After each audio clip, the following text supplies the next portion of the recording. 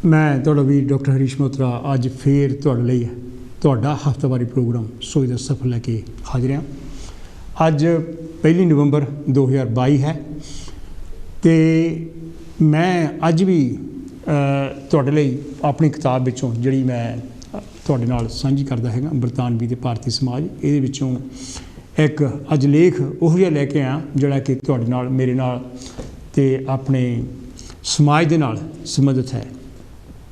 जिस तरह तुहानूं पता है कि जदों मैं लेख पढ़दा तो उस तो बाद मैं तुहाडे टैलीफोन कॉल्स की वेट करदा ताकि आपां एक डिस्कोर्स रचा सकीए, संवाद रचा सकीए तो उन्होंने नुकते ते गल कर सकीए जिहड़ियां गल्लां मैं उस लेख विच, उस निबंध विच, उस ऐसे विच उठाइयां हुंदियां यानी कि जां कुछ नुकते यानी कि जां कुछ जिहड़े पॉइंट्स हैगे आ मैं मिस कर दिते होण। तो मैनूं ये भी उम्मीद है कि तुहाडा पिछला हफ्ता जिहड़ा हैगा बहुत खुशियां ते खेड़िਆਂ नाल भरिया बीतिया होऊगा तो यही मैं कामना करदा कि तुहाडा जिहड़ा आउण वाला समा हैगा वो भी खुशियां ते खेड़िਆਂ नाल भरपूर आवे। तो मैं ये भी तुहाडे तों गुजारिश कर रहा कि जिहड़े भी सज्जन ते सज्जणियां इनके जिहड़े मैनूं फोन करते हैं इस प्रोग्राम च उन्हां दा मैं तहे दिल तो शुक्रगुजार हाँ क्योंकि तुहाडे जिहड़ा इहदे विच शिरकत करन दे नाल ही जिहड़ा प्रोग्राम हैगा ये वधिया प्रोग्राम बनदा। तो अज भी मैं उम्मीद करदा कि तुसीं इस प्रोग्राम दे विच वध तो वध हिस्सा पाओगे तो टैलीफोन कॉल्स जिहड़ियां ਉਹ ਤੁਸੀਂ ਇਮੀਡੀਏਟਲੀ ਮੇਰੇ लेख तो बाद मैं ਲੈਣੀਆਂ शुरू करतियां तो ਉਹਦੇ ਲਈ ਤੁਹਾਨੂੰ ਜੇ ਬਰਤਾਨੀਆ ਵਿੱਚ ਤੁਸੀਂ ਰਹਿੰਦੇ ਆ ਤਾਂ ਨੰਬਰ ਜਿਹੜਾ ਹੈਗਾ 0300 770 2246 ਘੁਮਾਉਣਾ ਪਊਗਾ ਤੇ ਜੇ ਤੁਸੀਂ ਬਰਤਾਨੀਆ ਤੋਂ ਬਾਹਰੋਂ ਟੈਲੀਫੋਨ ਕਰ ਰਹੇ ਤੇ ਫਿਰ ਤੁਹਾਡਾ ਇੰਟਰਨੈਸ਼ਨਲ ਕੋਡ ਜਿਹੜਾ ਹੈਗਾ ਉਸ ਤੋਂ ਬਾਅਦ ਸਾਡਾ ਬਰਤਾਨੀਆ ਦਾ ਕੋਡ ਜਿਹੜਾ 44 ਤੇ ਫਿਰ 300 770 2246 ਨੰਬਰ ਘੁਮਾਉਣਾ ਪਊਗਾ। कुछ कॉल जिहड़ियां सी मैं पिछले हफ्ते भी जिस तरह आम हुंदा ही है नहीं सी लै सकिया मैं उन्हां तो हुण तो ही माफ़ी मंगदा। कई बार इस तरह हुंदी कोई गल जिहड़ी हैगी आ जदों कोई जिहड़ा पार्टिसिपेंट हैगा कर रहा हैगा तो उन्होंने कट्टिया भी नहीं जा सकता तो मैं वैसे किसी को कट्टना भी नहीं चाहता हैगा तो इस करके मैं तुहानूं बेनती करदा एक बार फिर कि तुसीं हुण तो ही जिहड़ा हैगा टैलीफोन करना शुरू कर दो तो तुसीं अपने कॉल जिहड़ियां हैगियां लाइन अप कर लो ताकि तुहानूं मैं वध तो वध समा दे सकां तो आपां इस सबजैक्ट ते वध तो वध जिहड़ी हैगी डिस्कशन वध तो वध जिहड़ा हैगा इत्थे डिस्कोर्स ते वध तो वध इस ते आपां संवाद जिहड़ा हैगा रचा सकीए। मेरे यानी किहड़े मसले है जिहड़ियां मैं अपनी किताबां तुहाडे नाल हजे तक शेयर कर चुका हैगा तो जिहड़ियां फ्यूचर विच भी करूँगा तो इस किताब विच भी जिहड़ा बरतानवी ते भारती समाज विचों जिहड़ा मैं अज लेख भी पढ़ रहा वो मसले हुंदे आ जिहड़े कि समाज दे नाल कंसर्न हुंदे हैगे। जिस तरह मैं पहले भी गल कीती मैं समाजिक मसलिਆਂ ते ही गल करदा खास करके जिहड़े असीं लोग इत्थे 50-60 साल तो आए हाँ साडे नाल जानी कि की वापरदा ते साडे जानी कि बच्चों नाल की हुंदा हैगा ते साडे जानी कि बाकी जिहड़े रिश्ते नाते हैगे आ उन्हां नाल साडा किहो जिहा जिहड़ा हैगा संबंध बनदा वो किस तरह टुटदे भजदे हैगे आ ते की जानी कि की हुंदा हैगा।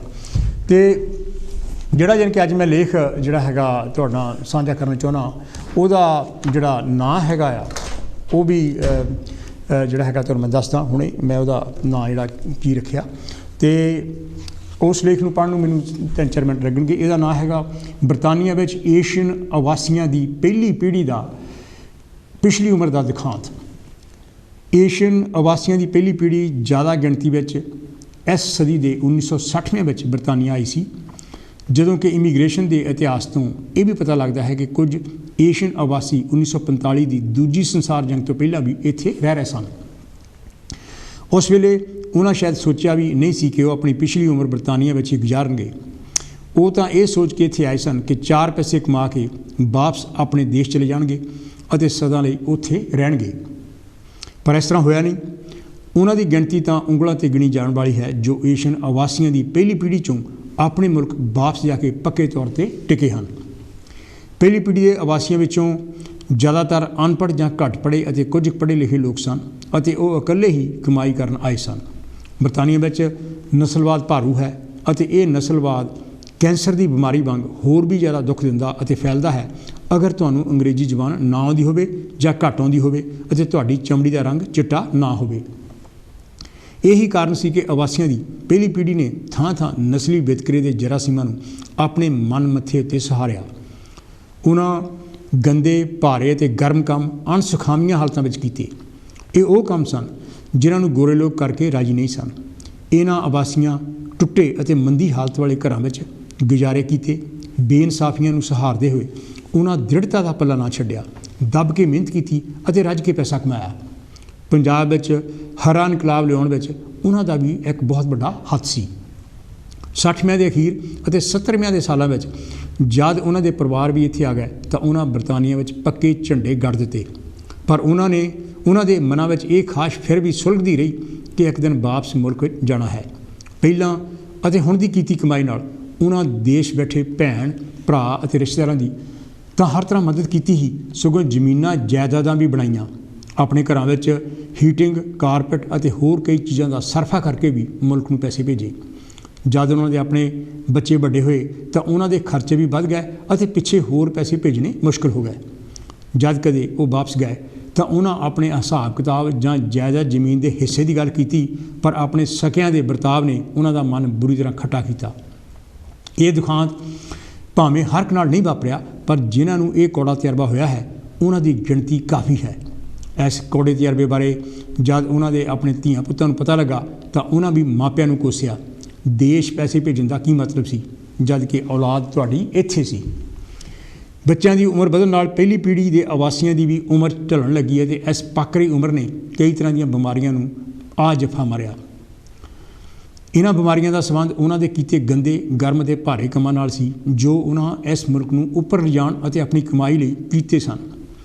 ਬਰਤਾਨੀਆ ਨੇ ਉਹਨਾਂ ਦੇ ਪਾਏ ਯੋਗਦਾਨ ਦੀ ਕੋਈ ਕਦਰ ਨਾ ਕੀਤੀ, ਸਗੋਂ ਟੋਰੀ ਸਰਕਾਰ ਦੀਆਂ ਲੋਕ ਦੋਖੀ ਪਾਲਿਸੀਆਂ ਕਰਕੇ ਕਈ ਫੈਕਟਰੀਆਂ ਅਤੇ ਫਾਊਂਡਰੀਆਂ ਬੰਦ ਹੋ ਗਈਆਂ। ਸਰਕਾਰ ਨੇ ਨਾ ਤਾਂ ਰਿਸਰਚ ਵੱਲ ਹੀ ਕੋਈ ਧਿਆਨ ਦਿੱਤਾ ਸੀ ਅਤੇ ਨਾ ਹੀ ਕੈਪੀਟਲ ਇਨਵੈਸਟਮੈਂਟ ਕੀਤੀ। ਸੰਸਾਰ ਭਰ ਦੇ ਮੰਦਵਾੜੇ ਨੇ ਰਹਿੰਦੀ ਖੁੰਦੀ ਕਸਰ ਪੂਰੀ ਕਰ ਦਿੱਤੀ। ਇਸ ਸਾਰੇ ਕਸ ਦਾ ਨਤੀਜਾ ਇਹ ਹੋਇਆ ਕਿ ਪਹਿਲੀ ਪੀੜ੍ਹੀ ਦੇ ਬਹੁਤੇ ਆਵਾਸੀ ਕੰਮਾਂ ਕਾਰਾਂ ਤੋਂ ਸੱਖਣੇ ਹੋ ਗਏ। ਦੁਬਾਰਾ ਕਿਤੇ ਕੰਮ ਮਿਲਣਾ ਇਸ ਕਰਕੇ ਵੀ ਔਖਾ ਸੀ ਕਿ ਹੁਣ ਉਹਨਾਂ ਦੀ ਉਮਰ ਜ਼ਿਆਦਾ ਹੋ ਗਈ ਸੀ ਅਤੇ ਉਹ ਕਈ ਬਿਮਾਰੀਆਂ ਜਿਵੇਂ ਜੋੜਾਂ ਦਾ ਦਰਦ, ਬਲੱਡ ਪ੍ਰੈਸ਼ਰ, ਸ਼ੂਗਰ ਅਤੇ ਦਿਲ ਦੀਆਂ ਬਿਮਾਰੀਆਂ ਆਦਿ ਦੇ ਸ਼ਿਕਾਰ ਹੋ ਗਏ ਸਨ। ਇੱਕ ਹੋਰ ਗੱਲ ਇਹ ਵੀ ਸੀ ਕਿ ਉਹਨਾਂ ਸਕਿਲਡ ਕੰਮ ਨਹੀਂ ਸੀ ਕੀਤੇ ਅਤੇ ਹੁਣ ਕੰਪਿਊਟਰ ਨੇ ਇੱਕ ਕਿਸਮ ਦਾ ਸਭ ਪਾਸਿਓਂ ਤਾਬੜਤੋੜ ਧਾਵਾ ਬੋਲ ਦਿੱਤਾ ਸੀ। ਉਹਨਾਂ ਨੂੰ ਅਪੰਗ ਬਣਾਉਣ ਵਿੱਚ ਜ਼ਿਆਦਾ ਪੀਤੀ ਬੀਅਰ ਅਤੇ ਵਿਸਕੀ ਨੇ ਵੀ ਕੰਮ ਕੀਤਾ, ਜਿਸ ਨਾਲ ਉਹਨਾਂ ਆਪਣੇ ਗੁਰਦਿਆਂ ਦੇ ਜਿਗਰ ਦਾ ਪੱਠਾ ਬਿਠਾ ਲਿਆ। ਨਸਲਵਾਦ, ਮੁਲਕ ਵਿੱਚ ਬੈਠੇ ਰਿਸ਼ਤੇਦਾਰਾਂ ਦੀਆਂ ਕੀਤੀਆਂ ਵਧੀਕੀਆਂ ਅਤੇ ਉਪੱਧਰੀ ਔਲਾਦ ਨੇ ਬਲਦੀ ਉੱਤੇ ਤੇਲ ਪਾਉਣ ਦਾ ਕੰਮ ਕੀਤਾ। ਇਸ ਸਭ ਕਾਸੇ ਦਾ ਤੋੜਾ ਇਸ ਗੱਲ 'ਚ ਟੁੱਟਾ ਕਿ ਕਈ ਏਸ਼ੀਅਨ ਆਵਾਸੀ ਬੁੱਢੇ ਹੋਣ ਤੋਂ ਪਹਿਲਾਂ ਹੀ ਚੱਲ ਵਸੇ ਅਤੇ ਆਪਣੀ ਕੀਤੀ ਕਮਾਈ ਦੀ ਪੈਨਸ਼ਨ ਵੀ ਨਾ ਲੈ ਸਕੇ। ਜਿਹੜਿਆਂ ਏਸ਼ੀਅਨਾਂ ਦੀ ਔਲਾਦ ਚੰਗੀ ਨਿਕਲੀ, ਉਹਨਾਂ ਦੇ ਵੀ ਉਹ ਅਰਮਾਨ ਪੂਰੇ ਨਾ ਹੋਏ ਜੋ ਉਹਨਾਂ ਦੇਸ਼ ਬੈਠਿਆਂ ਚਿੱਤਵੇ ਸਨ।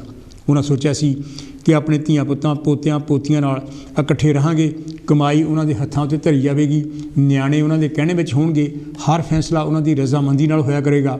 ਪਰ ਬੱਚਿਆਂ ਉੱਤੇ ਗੋਰੇ ਸਮਾਜ ਦੀਆਂ ਖੁੱਲ੍ਹੀਆਂ ਅਤੇ ਆਜ਼ਾਦ ਕਦਰਾਂ ਕੀਮਤਾਂ ਭਾਰੂ ਹੋਣ ਕਰਕੇ ਏਸ਼ੀਅਨ ਮਾਪਿਆਂ ਦੀਆਂ ਜਗੀਰੂ ਰੁਚੀਆਂ ਨਾਲ ਬੁਰੀ ਤਰ੍ਹਾਂ ਟਕਰਾਈਆਂ। ਉਹਨਾਂ ਦੀਆਂ ਸਰਦਾਰੀਆਂ ਅਤੇ ਇੱਜ਼ਤਾਂ ਤਾਂ ਉਸ ਵੇਲੇ ਹੀ ਘੱਟੇ ਰੁਲ ਗਈਆਂ ਜਦ ਉਹਨਾਂ ਨੂੰ ਇੱਥੇ ਝਾੜੂ ਦੇਣੇ ਪਏ ਅਤੇ ਉਹਨਾਂ ਦੇਸੀ ਭਰਾਵਾਂ ਨਾਲ ਰਲ ਕੇ ਕੰਮ ਕਰਨਾ ਪਿਆ ਜਿਨ੍ਹਾਂ ਦਾ ਦੇਸ਼ ਬੈਠੇ ਉਹ ਪਰਛਾਵਾਂ ਵੀ ਨਹੀਂ ਸਨ ਲੈਣਾ ਚਾਹੁੰਦੇ। ਬੱਚਿਆਂ ਦੇ ਵਿਆਹੇ ਜਾਣ 'ਤੇ ਜੁਦਾ ਰਹਿਣ ਲੱਗੇ ਅਤੇ ਮਾਂ ਪਿਓ ਫਿਰ ਕਲਮ ਕੱਲੇ ਦਿਨ ਬਤੀਤ ਕਰਨ ਲੱਗੇ। ਅਗਰ ਕੁਝ ਪਰਿਵਾਰ ਵੱਡੇ ਘਰ ਲੈ ਕੇ ਇਕੱਠਾ ਰਹਿ ਵੀ ਸਕਦੇ ਸਨ, ਉਹ ਵੀ ਨਾ ਰਹਿ ਸਕੇ ਕਿਉਂਕਿ ਪੱਛਮੀ ਸਮਾਜ ਦਾ ਸਾਰਾ ਢਾਂਚਾ ਇਕਾਈ ਭਾਵ ਇੱਕ ਵਿਅਕਤੀ ਇੰਡੀਵਿਜੂਅਲ ਦੇ ਇਰਦ ਗਿਰਦ ਘੁੰਮਦਾ ਹੈ, ਜਦੋਂ ਕਿ ਏਸ਼ੀਅਨ ਸੱਭਿਆਚਾਰ ਇਕੱਠ ਭਾਵ ਭਾਈਚਾਰੇ ਕਮਿਊਨ ਦੇ ਦੁਆਲੇ ਚੱਲਦਾ ਹੈ। ਪਹਿਲੀ ਪੀੜ੍ਹੀ ਦੇ ਕੁਝ ਏਸ਼ੀਅਨ ਆਵਾਸੀਆਂ ਦੇ ਦੁੱਖਾਂ ਵਿੱਚ ਉਸ ਵੇਲੇ ਵੀ ਵਾਧਾ ਹੋਇਆ ਜਦ ਉਹਨਾਂ ਦੀ ਔਲਾਦ ਨੇ ਕਈ ਤਰ੍ਹਾਂ ਦੇ ਗੁੱਲ ਖਿਲਾਉਣੇ ਸ਼ੁਰੂ ਕਰ ਦਿੱਤੇ। ਉਦਾਹਰਨ ਦੇ ਤੌਰ 'ਤੇ ਕੁੜੀਆਂ ਮੁੰਡੇ ਘਰੋਂ ਦੌੜ ਗਏ ਅਤੇ ਉਹਨਾਂ ਅਫਰੀਕਨਾਂ, ਕੈਰਬੀਅਨਾਂ, ਗੋਰਿਆਂ, ਹੋਰ ਧਰਮਾਂ ਅਤੇ ਗੈਰ ਜਾਤਾਂ ਵਿੱਚ ਵਿਆਹ ਕਰ ਲਏ। ਮੁੰਡੇ ਕੁੜੀਆਂ ਬੁਰੀ ਸੰਗਤ ਵਿੱਚ ਪੈ ਕੇ ਡਰੱਗਸ, ਜੂਆ, ਚੋਰੀਆਂ ਅਤੇ ਬਦਮਾਸ਼ੀਆਂ ਕਰਨ ਲੱਗ ਪਏ ਅਤੇ ਪੁਲਿਸ ਹਰ ਰੋਜ਼ ਘਰਾਂ ਦੇ ਦਰਵਾਜ਼ੇ ਖੜਕਾਉਣ ਲੱਗੀ। ਜਗੀਰੂ ਅਤੇ ਮਰਦ ਪ੍ਰਧਾਨ ਰੁਚੀਆਂ ਵਿੱਚ ਢਲੇ ਹੋਣ ਕਰਕੇ ਉਹਨਾਂ ਲਈ ਇਹ ਬਰਦਾਸ਼ਤ ਕਰਨਾ ਜ਼ਹਿਰ ਖਾਣ ਦੇ ਬਰਾਬਰ ਹੋ ਗਿਆ ਕਿ ਉਹਨਾਂ ਦੀਆਂ ਕੁੜੀਆਂ ਅਤੇ ਨੂੰਹਾਂ ਸ਼ਰਾਬਾਂ, ਸਿਗਰਟਾਂ ਪੀਣ, ਉਹਨਾਂ ਦੇ ਸਾਹਮਣੇ ਬੋਲਣ ਅਤੇ ਘਰੋਂ ਦੌੜ ਕੇ ਉਹਨਾਂ ਦਾ ਮੂੰਹ ਕਾਲਾ ਕਰਨ। ਦੂਜੇ ਪਾਸੇ ਸਕੂਲੋਂ ਕੱਢੇ ਅਤੇ ਕਈ ਤਰ੍ਹਾਂ ਦੀਆਂ ਭੈੜੀਆਂ ਆਦਤਾਂ ਵਿੱਚ ਗ੍ਰਸੇ ਮੁੰਡਿਆਂ ਨੂੰ ਮਾਪਿਆਂ ਨੇ ਇਸ ਕਰਕੇ ਘਰ ਰੱਖ ਲਿਆ ਕਿ ਸ਼ਾਇਦ ਉਹ ਕਿਸੇ ਦਿਨ ਸੁਧਰ ਜਾਣਗੇ ਅਤੇ ਇਹ ਵੀ ਕਿ ਉਹਨਾਂ ਦੇ ਮੁੰਡੇ ਸਨ, ਕੁੜੀਆਂ ਨਹੀਂ। ਇਹ ਉਹੀ ਜਾਂਦੂ ਸਨ ਜਿਨ੍ਹਾਂ ਦੇ ਜੰਮਣ 'ਤੇ ਲੱਡੂ ਵੰਡੇ ਗਏ ਸਨ ਅਤੇ ਸ਼ਰਾਬ ਪਾਰਟੀਆਂ ਨਾਲ ਭੰਗੜੇ ਪਾਏ ਗਏ ਸਨ। ਆਪਣੀ ਝੂਠੀ ਇੱਜ਼ਤ 'ਤੇ ਪਰਦਾ ਪਾਉਣ ਲਈ ਉਹਨਾਂ ਦੇ ਵਿਆਹ ਆਪਣੇ ਮੁਲਕਾਂ ਵਿੱਚ ਕਰਤੇ ਗਏ ਕਿਉਂਕਿ ਬਰਤਾਨੀਆ ਵਿੱਚ ਉਹਨਾਂ ਦੀਆਂ ਕਰਤੂਤਾਂ ਦਾ ਆਮ ਲੋਕਾਂ ਨੂੰ ਪਤਾ ਹੋਣ ਕਰਕੇ ਵਿਆਹ ਹੋਣੇ ਵੀ ਨਹੀਂ ਸਨ। ਪਹਿਲੀ ਪੀੜ੍ਹੀ ਦੇ ਏਸ਼ੀਅਨ ਆਵਾਸੀਆਂ ਦੇ ਦੁੱਖਾਂ ਵਿੱਚ ਉਸ ਵੇਲੇ ਹੋਰ ਵੀ ਵਾਧਾ ਹੋਇਆ ਜਦ ਉਹਨਾਂ ਦੇ ਨਖੱਟੂ ਕਾਕਿਆਂ ਦੇਸੋਂ ਮੰਗਾਈਆਂ ਕੁੜੀਆਂ ਨਾਲ ਵੀ ਕੁੱਤੇ ਖਾਣੀ ਕਰਨੀ ਸ਼ੁਰੂ ਕਰਤੀ ਅਤੇ ਗੱਲ ਵਿਗੜਦੀ ਵਿਆਹ ਤਿੜਕਣ ਤੱਕ ਜਾ ਪਹੁੰਚੀ। ਘਰ ਦਾ ਤੋਰਾ ਤੋਰਨ ਲਈ ਕਈ ਏਸ਼ੀਅਨ ਬਜ਼ੁਰਗ ਦੇਸੀ ਵਪਾਰੀਆਂ ਦੇ ਸਟੋਰਾਂ ਵਿੱਚ ਜਾਂ ਬਾਹਰ ਖੇਤਾਂ ਵਿੱਚ ਆਲੂ ਗੰਢੇ ਪੁੱਟਣ ਦਾ ਕੰਮ ਕਰਨ ਲੱਗੇ। ਰਿਟਾਇਰਡ ਉਮਰ ਵਿੱਚ ਗੈਰ ਕਾਨੂੰਨੀ ਢੰਗ ਨਾਲ ਕੀਤੇ ਕੰਮਾਂ ਦਾ ਫਾਇਦਾ ਦੇਸੀ ਨਵਦੌਲਤੀਆਂ ਨੂੰ ਜ਼ਿਆਦਾ ਹੁੰਦਾ ਹੈ, ਜੋ ਹਰ ਤਰ੍ਹਾਂ ਨਾਲ ਉਹਨਾਂ ਦੀ ਮਜਬੂਰੀ ਦਾ ਫਾਇਦਾ ਉਠਾਉਂਦੇ ਹਨ ਅਤੇ ਘੱਟ ਉਜਰਤ ਦਿੰਦੇ ਹਨ। ਕੁਝ ਏਸ਼ੀਅਨ ਉਹ ਵੀ ਹਨ ਜਿਨ੍ਹਾਂ ਦਾ ਅਖੀਰਲੀ ਉਮਰ ਵਿੱਚ ਕੋਈ ਵਾਲੀ ਵਾਰਸ ਨਹੀਂ ਹੁੰਦਾ ਅਤੇ ਜਦ ਉਹ ਸੋਸ਼ਲ ਸਰਵਿਸ ਵਰਗੇ ਸਰਕਾਰੀ ਮਹਿਕਮੇ ਦੇ ਵੱਸ ਪੈ ਜਾਂਦੇ ਹਨ ਅਤੇ ਉਹਨਾਂ ਦੀ ਦੁਰਗਤ ਕਈ ਤਰੀਕਿਆਂ ਨਾਲ ਹੁੰਦੀ ਹੈ। ਉਹਨਾਂ ਨੂੰ ਗੋਰੇ ਗੋਰੀਆਂ ਨਾਲ ਰਹਿਣ ਲਈ ਮਜਬੂਰ ਹੋਣਾ ਪੈਂਦਾ ਹੈ ਅਤੇ ਵਿਲਾਇਤੀ ਖਾਣਾ ਖਾਣ ਤੋਂ ਬਿਨਾਂ ਹੋਰ ਕੋਈ ਚਾਰਾ ਨਹੀਂ ਹੁੰਦਾ। ਆਪਣੀ ਮਾਂ ਬੋਲੀ ਵਿੱਚ ਗੱਲਕਥ ਕਰਨ ਲਈ ਉੱਥੇ ਬੜੇ ਘੱਟ ਲੋਕ ਹੁੰਦੇ ਹਨ ਅਤੇ ਆਪਣੇ ਸੰਗੀਤ ਅਤੇ ਧਾਰਮਿਕ ਰੀਤੀ ਰਿਵਾਜਾਂ ਤੋਂ ਵਾਂਝਿਆ ਹੋਣਾ ਪੈਂਦਾ ਹੈ। ਪੈਰ ਉੱਤੇ ਉਹਨਾਂ ਨੂੰ ਜ਼ਲੀਲ ਹੋਣਾ ਪੈਂਦਾ ਹੈ ਅਤੇ ਨਸਲਵਾਦ ਦਾ ਕੁਹਾੜਾ ਉਹਨਾਂ ਦੀਆਂ ਮਾਨਸਿਕ ਜ਼ਰੂਰਤਾਂ ਜਿਵੇਂ ਕਿ ਇੱਜ਼ਤ, ਮਾਣ, ਪਿਆਰ, ਆਜ਼ਾਦੀ ਅਤੇ ਕਦਰਾਂ ਕੀਮਤਾਂ ਨੂੰ ਪਲ ਜ਼ਿਵਾ ਕਰਦਾ ਹੈ। ਇਸ ਮਾਨਸਿਕ ਦੁੱਖ ਭਰੀ ਜ਼ਿੰਦਗੀ ਨੂੰ ਏਸ਼ੀਅਨ ਬਜ਼ੁਰਗ ਬਹੁਤੀ ਦੇਰ ਨਹੀਂ ਸਾਰ ਸਕਦੇ ਅਤੇ ਉਹ ਆਪਣੇ ਜੀਵਨ ਦਾ ਲੇਖਾ ਜੋਖਾ ਕਰਕੇ ਜਲਦੀ ਹੀ ਇਸ ਦੁਨੀਆ ਨੂੰ ਅਲਵਿਦਾ ਕਹਿ ਜਾਂਦੇ ਹਨ। ਇਹ ਠੀਕ ਹੈ ਕਿ ਹੁਣ ਕਈ ਸ਼ਹਿਰਾਂ ਵਿੱਚ ਏਸ਼ੀਅਨ ਬਜ਼ੁਰਗਾਂ ਲਈ ਡੇ ਸੈਂਟਰਾਂ ਅਤੇ ਹੋਸਟਲਾਂ ਦਾ ਪ੍ਰਬੰਧ ਹੈ, ਪਰ ਹੋਸਟਲਾਂ ਵਿੱਚ ਰਹਿਣਾ ਉਹਨਾਂ ਕਦੇ ਕਿਆਸਾ ਵੀ ਨਹੀਂ ਸੀ। ਹੋਸਟਲਾਂ ਵਿੱਚ ਸਿੱਖ, ਹਿੰਦੂ, ਮੁਸਲਿਮ ਰਹਿੰਦੇ ਹਨ, ਜਿਨ੍ਹਾਂ ਦੇ ਧਰਮ ਤਾਂ ਭਾਵੇਂ ਇੱਕ ਦੂਜੇ ਨਾਲ ਮੇਲ ਖਾਂਦੇ ਹੀ ਹੋਣ, ਪਰ ਪੰਜਾਬੀ, ਬੰਗਾਲੀ ਅਤੇ ਗੁਜਰਾਤੀ ਜਵਾਨਾਂ ਉਹਨਾਂ ਨੂੰ ਇੱਕ ਦੂਜੇ ਤੋਂ ਹੋਰ ਪਰਾਂ ਧੱਕਦੀਆਂ ਹਨ। ਇਸ ਤੋਂ ਬਿਨਾਂ ਉਹਨਾਂ ਨੂੰ ਆਪਣੀ ਸੋਚ ਦੇ ਵੀ ਘੱਟ ਲੋਕ ਮਿਲਦੇ ਹਨ। ਫਲਸਰੂਪ ਇਕੱਲਤਾ ਅਤੇ ਉਦਾਸੀ ਵੱਧਦੀ ਹੈ, ਜੋ ਕਈਆਂ ਲਈ ਜਾਨਲੇਵਾ ਸਾਬਤ ਹੁੰਦੀ ਹੈ। ਉਹਨਾਂ ਲਈ ਬਦਲਦੇ ਹਾਲਾਤਾਂ ਨਾਲ ਸਮਝੌਤਾ ਕਰਨਾ ਵੀ ਔਖਾ ਹੋ ਜਾਂਦਾ ਹੈ, ਕਿਉਂਕਿ ਉਹਨਾਂ ਤਾਂ ਆਪਣੇ ਪਿਓ, ਦਾਦੇ ਅਤੇ ਪੜਦਾਦੇ ਨੂੰ ਪਰਿਵਾਰ ਵਿੱਚ ਇਕੱਠਿਆਂ ਰਹਿੰਦਿਆਂ ਵੇਖਿਆ ਸੀ ਅਤੇ ਇਹਦੀ ਹੀ ਉਹਨਾਂ ਨੂੰ ਆਸ ਸੀ। ਇਹਨਾਂ ਹੋਸਟਲਾਂ ਵਿੱਚ ਇਕੱਲਤਾ ਦਾ ਜੀਵਨ ਬਤੀਤ ਕਰਦਿਆਂ ਉਹਨਾਂ ਦੇ ਮਨ ਕਿਸ ਤਰ੍ਹਾਂ ਬਲੂੰਦਰੇ ਹੋਏ ਹੁੰਦੇ ਹਨ, ਇਹ ਤਾਂ ਉਹ ਹੀ ਜਾਣਦੇ ਹਨ। ਹੁਣ ਪਹਿਲੀ ਪੀੜ੍ਹੀ ਦੇ ਆਵਾਸੀਆਂ ਦੀ ਹਾਲਤ ਤਰਸਯੋਗ ਹੈ। ਵਾਪਸ ਉਹ ਮੁੜਨਾ ਚਾਹੁੰਦੇ ਹਨ, ਪਰ ਆਪਣੀ ਸੋਚ ਨਾਲ ਬੱਝੇ ਹੋਣ ਕਰਕੇ ਇੱਥੇ ਧੀਆਂ ਪੁੱਤਾਂ ਨੂੰ ਛੱਡਿਆ ਵੀ ਨਹੀਂ ਜਾਂਦਾ ਅਤੇ ਦੇਸ਼ ਵਿੱਚ ਉਹਨਾਂ ਦੀ ਦੇਖ ਰੇਖ ਕਰਨ ਵਾਲਾ ਹੈ ਕੋਈ ਨਹੀਂ। ਉੱਥੇ ਵੀ ਹਾਲਾਤ ਹੁਣ ਬਦਲ ਗਏ ਹਨ ਅਤੇ ਰਿਸ਼ਤੇਦਾਰ ਵੀ ਇਸ ਝਾਕ ਵਿੱਚ ਹਨ ਕਿ ਕੀਤੀ ਸੇਵਾ ਦਾ ਸਾਨੂੰ ਕੀ ਮਿਲੇਗਾ। ਬਹੁਤੇ ਬਜ਼ੁਰਗਾਂ ਦੀ ਹਾਲਤ ਸਹੀ ਮਾਇਨਿਆਂ ਵਿੱਚ ਧੋਬੀ ਦੇ ਕੁੱਤੇ ਵਾਲੀ ਹੈ, ਜੋ ਪ੍ਰਦੇਸ਼ਾਂ ਵਿੱਚ ਕਮਾਈ ਕਰਨ ਆਏ ਸਨ ਪਰ ਹੁਣ ਸਭ ਕਾਸੇ ਤੋਂ ਹੱਥ ਧੋ ਬੈਠੇ ਹਨ। ਇਸ ਅਹਿਮ ਸਮੱਸਿਆ ਦਾ ਕੋਈ ਅਸਾਰੂ ਹੱਲ ਨਜ਼ਰ ਨਹੀਂ ਆ ਰਿਹਾ। ਇਹ ਤਾਂ ਸੀ ਜੀ ਮੇਰਾ ਇਹ ਛੋਟਾ ਜਿਹਾ ਲੇਖ ਜਿਹੜਾ ਮੈਂ ਤੁਹਾਡੇ ਨਾਲ ਸਾਂਝਾ ਕੀਤਾ ਅਤੇ ਹੁਣ ਮੈਂ ਤੁਹਾਡੇ ਟੈਲੀਫੋਨ ਕਾਲ ਦੀ ਵੇਟ ਕਰ ਰਿਹਾ। ਹੈਲੋ ਜੀ, ਕੌਣ ਤੇ ਜੀ, ਕਿੱਥੋਂ ਬੋਲ ਰਹੇ ਜੀ? ਜੀ ਮੈਂ ਅਵਤਾਰ ਮੰਗਟ ਹੈਗਾ, ਮੈਂ ਤਾਂ ਬਰਮਿੰਘਮ ਤੋਂ। ਅਵਤਾਰ ਜੀ, ਥੈਂਕ ਯੂ ਵੈਰੀ ਮੱਚ। ਤੁਸੀਂ ਕੀ ਕਹਿਣਾ ਚਾਹੋਗੇ ਇਸ ਬੜੇ ਗੰਭੀਰ ਮਸਲੇ 'ਤੇ? ਦੇਖੋ ਜੀ, ਇਹ ਜਿਹੜਾ ਇਸ਼ੂ ਹੈਗਾ, ਹਾਂਜੀ, it's not simple, very complex issue ਹੈ। ਹਾਂਜੀ। ਤੇ ਦੇਖੋ, ਜਦੋਂ ਬੰਦੇ ਇੱਥੇ ਕਾਫੀ ਤਾਦਾਦ 'ਚ ਆਉਣੇ ਸ਼ੁਰੂ ਹੋਏ 60 ਦੇ ਵਿੱਚ, ਹਾਂਜੀ, ਉਦੋਂ ਜਦੋਂ ਮੇਨਲੀ ਬੰਦੇ ਇੰਡੀਆ ਜਾਂ ਪਾਕਿਸਤਾਨ ਤੋਂ ਆਉਂਦੇ ਸੀਗੇ ਤੇ ਬੰਗਲਾਦੇਸ਼ ਤੋਂ ਵੀ ਘੱਟ ਸੀ ਉਦੋਂ। ਤੇ ਕਈ ਬੰਦੇ ਜਿਹੜੇ ਇੰਡੀਅਨ ਕਾਲੋਨੀਜ਼ ਜਿਹੜੇ ਬ੍ਰਿਟਿਸ਼ ਕਾਲੋਨੀਜ਼ ਸੀਗੀਆਂ ਪਹਿਲਾਂ, ਜਿੱਦਾਂ ਮਲੇਸ਼ੀਆ ਹੋਇਆ, ਸਿੰਗਾਪੁਰ ਹੋਇਆ, ਹਾਂਗਕਾਂਗ ਹੋਇਆ, ਤੇ ਉਧਰ ਫੀਜੀ ਹੋਈ, ਤੇ ਇੱਧਰ ਈਸਟ ਅਫਰੀਕਾ, ਤੇ ਬਾਕੀ ਕੈਰੇਬੀਅਨ ਜਿਹੜੇ ਆਪਣੇ ਜਮੈਕਾ, ਗਾਇਆਨਾ, ਟ੍ਰਿਨੀਡੈਡ, ਸੁਰੀਨਾਮ, ਇਹਨਾਂ ਲੋਕਾਂ ਤੋਂ, ਇਹਨਾਂ ਮੁਲਕਾਂ ਤੋਂ ਲੋਕੀ ਇੱਥੇ ਕਾਫੀ ਆਉਂਦੇ ਜਾਂਦੇ ਸੀਗੇ, ਜਿਹੜੇ ਕਿ ਆਪਣੇ ਇੰਡੀਅਨ ਲੋਕੀ ਪਹਿਲਾਂ ਕਈ 100 ਸਾਲ ਪਹਿਲਾਂ, ਕਈ 50 ਸਾਲ ਪਹਿਲਾਂ ਇੰਡੀਆ ਛੱਡ ਚੁੱਕੇ ਸੀ ਤੇ ਉਹਨਾਂ ਮੁਲਕਾਂ 'ਚ ਸੈਟਲ ਸੀਗੇ। ਤੇ ਉਹਨਾਂ ਦਾ ਕੋਈ ਮਕਸਦ ਇਹ ਨਹੀਂ ਸੀ ਵੀ ਅਸੀਂ ਵਾਪਸ ਜਾਣਾ ਕਿਤੇ। ਬਿਲਕੁਲ। ਤੇ ਉਹ ਮੁਲਕਾਂ ਨੂੰ ਛੱਡ ਕੇ ਇਸ ਮੁਲਕ 'ਚ ਆਏ, ਆਪਣੇ ਹੋਮ ਕੰਟਰੀ 'ਚ। ਉਹਦੇ ਵਿੱਚ ਆਪਣੇ ਜਿਹੜੇ people of Indian extraction, Indian origin, heritage ਦੇ ਬੰਦੇ ਸੀਗੇ, ਉਹ ਵੀ ਉਹਦੇ ਵਿੱਚ ਕਾਫੀ ਪਰਸੈਂਟੇਜ, ਹਾਈ ਪਰਸੈਂਟੇਜ ਵਿੱਚ ਮੌਜੂਦ ਸੀਗੇ। ਸੋ ਜਦੋਂ ਫਿਰ ਇੰਡੀਆ ਤੋਂ ਲੋਕੀ ਸ਼ੁਰੂ ਹੋਏ ਜ਼ਿਆਦਾ ਤਾਦਾਦ ਵਿੱਚ after Indian independence, Indian independence ਤੋਂ ਵੀ ਇੱਥੇ ਆਏ ਨੇ, ਕਿਉਂਕਿ ਜਦੋਂ ਉਹਨਾਂ ਨੇ ਸਮਝਿਆ ਸਾਡੀ ਸੇਫਟੀ ਨਹੀਂ ਹੈਗੀ ਜਾਂ ਸਾਡੀ ਉਹਨਾਂ ਦੀ ਅਲੀਜੈਂਸ ਜ਼ਿਆਦਾ ਬ੍ਰਿਟਨ ਨੂੰ ਸੀਗੀ, ਤੇ ਉਹਨਾਂ ਨੂੰ ਇਹਨਾਂ ਨੇ ਜਿੱਦਾਂ ਹੁਣ ਅਫਗਾਨਿਸਤਾਨ ਤੋਂ ਬੰਦਿਆਂ ਨੂੰ ਟਾਈਮ ਦਿੱਤਾ ਹੈਗਾ ਵੀ ਇੱਥੇ ਅਲਾਓ ਕੀਤਾ, ਇੱਥੇ ਆਉਣ ਨੂੰ ਇਮੀਗ੍ਰੇਸ਼ਨ ਦਿੱਤੀ ਹੈ। ਸਿਮਿਲਰਲੀ ਇੰਡੀਆ ਤੋਂ ਵੀ ਉਹਨਾਂ ਨੇ ਜਿਹੜੇ ਕੁਛ ਐਸੇ ਬੰਦੇ ਸੀਗੇ, ਇਹਨਾਂ ਲਈ ਕੰਮ ਕਰਦੇ ਸੀਗੇ ਬ੍ਰਿਟਿਸ਼ ਰਾਜ ਲਈ, ਉਹਨਾਂ ਨੂੰ ਆਪਸ਼ਨ ਦਿੱਤੀ ਵੀ ਤੁਸੀਂ ਬ੍ਰਿਟਨ 'ਚ ਆ ਸਕਦੇ ਹੋ। ਉਹ ਲੋਕੀ ਇੱਥੇ ਆਏ, ਤੇ ਬਾਕੀ ਫਿਰ ਜਿਹੜੇ ਦੂਸਰੇ ਇੰਡੀਅਨਸ ਵੀ ਆਉਣ ਲੱਗੇ। ਆਈ ਨੋ ਇਨ 1962 ਜਦੋਂ ਜੂਨ ਜੁਲਾਈ ਇਹਨਾਂ ਦਾ ਲਿਮਿਟ ਸੀਗੀ ਵੀ ਇਹ ਤੋਂ ਪਹਿਲਾਂ ਬੰਦੇ ਚਲੇ ਜਾਣ, ਐਂਡ ਬਹੁਤ ਸਾਰੇ ਬੰਦੇ ਇੰਡੀਆ ਤੋਂ, ਉਹ ਪੰਜਾਬ ਤੋਂ, ਮੈਂ ਉਦੋਂ ਪੰਜਾਬ ਸੀਗਾ, ਵੀ ਇੱਥੇ ਆਏ। ਯੂ ਨੋ ਸੋ ਜਦੋਂ ਇਹ ਜਿਹੜੀ ਚੀਜ਼ਾਂ ਦੀ ਵੈਰੀ ਕੰਪਲੈਕਸ ਸਿਚੁਏਸ਼ਨ, ਜ਼ਰੂਰੀ ਨਹੀਂ ਵੀ ਬੰਦੇ ਇਸ ਕਰਕੇ ਆਏ ਸੀਗੇ ਵੀ ਅਸੀਂ ਇੱਥੋਂ ਵਾਪਸ ਚਲੇ ਜਾਵਾਂਗੇ, ਉਹ ਵੀ ਸੀਗੇ ਕੁਝ, ਮਗਰ ਬਹੁਤ ਸਾਰੇ ਦੂਸਰੇ ਵੀ ਸੀਗੇ who came here just to spend their life and possibly settle in this country for generations, so to say, you know. ਤੇ ਸੋ ਉਹ ਬੰਦੇ ਹੈਗੇ ਨੇ। ਹੁਣ ਜਦੋਂ ਮੈਂ ਮੇਰੀ ਆਪਣੀ ਬੈਕਗਰਾਉਂਡ ਇਹੀ ਹੈਗੀ ਵੀ because my parents went to East Africa, ਤੇ ਉਹ ਰਿਟਾਇਰ ਹੋ ਕੇ ਫਿਰ ਇੰਡੀਆ ਚਲੇ ਗਏ, ਤੇ ਅਸੀਂ ਇੱਥੇ ਵੋਲੰਟਰੀਲੀ ਆਏ ਆ ਜਿੱਦਾਂ, ਕਿਉਂਕਿ ਵੀ ਸਾਡੇ ਬ੍ਰਿਟਿਸ਼ ਪਾਸਪੋਰਟ, ਤੇ ਅਸੀਂ ਇੱਥੇ ਆਏ ਵੀ ਨਹੀਂ ਅਸੀਂ ਵਾਪਸ ਜਾਣਾ।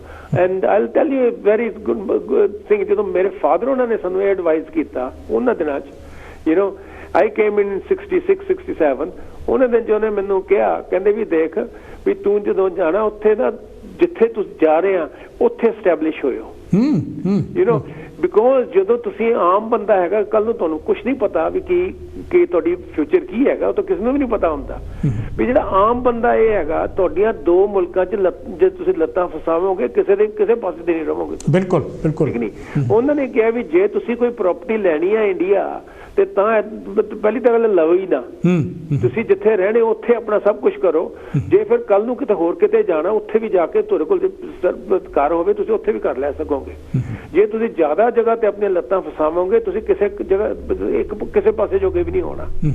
ਐਂਡ ਜੇ ਤੁਸੀਂ ਸੇ ਫੋਰ ਐਗਜ਼ਾਮਪਲ ਪ੍ਰਾਪਰਟੀ ਲੈਣੀ ਵੀ ਹੈ ਇੰਡੀਆ 'ਚ, ਮੇਰੇ ਫਾਦਰ ਨੇ ਕਿਹਾ ਵੀ ਅਸੀਂ ਤਾਂ ਇਹ ਨਹੀਂ ਵੀ ਤੁਸੀਂ ਫੈਮਿਲੀ ਵਿੱਚ ਲਵੋਗੇ, ਤੁਸੀਂ ਤੁਹਾਡੇ ਆਪਣੇ ਨਾਂ ਦੇ ਲਵੋ ਫਿਰ, ਵੀ ਕੱਲ ਨੂੰ ਕੋਈ ਤੁਹਾਨੂੰ ਐਸਾ ਪ੍ਰੋਬਲਮ ਨਾ ਹੋਵੇ ਕਿ ਤੁਹਾਡੀ ਚੀਜ਼ ਆ, ਤੁਸੀਂ ਬਣਾਇਆ, ਤੁਹਾਡੀ ਚੀਜ਼ ਹੋਣੀ ਚਾਹੀਦੀ ਆ ਉਹ, ਜਾਂ ਕੱਲ ਨੂੰ ਰੌਲਾ ਪਵੇ ਵੀ ਇਹ ਤਾਂ ਸਾਰੀ ਸਾਂਝੀ ਹੋ ਗਈ, ਠੀਕ ਨਹੀਂ। ਐਂਡ ਇਹ ਜਿਹੜੇ ਸੌਰਟ ਆਫ ਸੀਗੀ ਨਾ advice, not only advice and actively ਉਸ ਤੇ ਐਕਟ ਕਰਨਾ, ਠੀਕ ਨਹੀਂ। And I feel very important issue ਆ।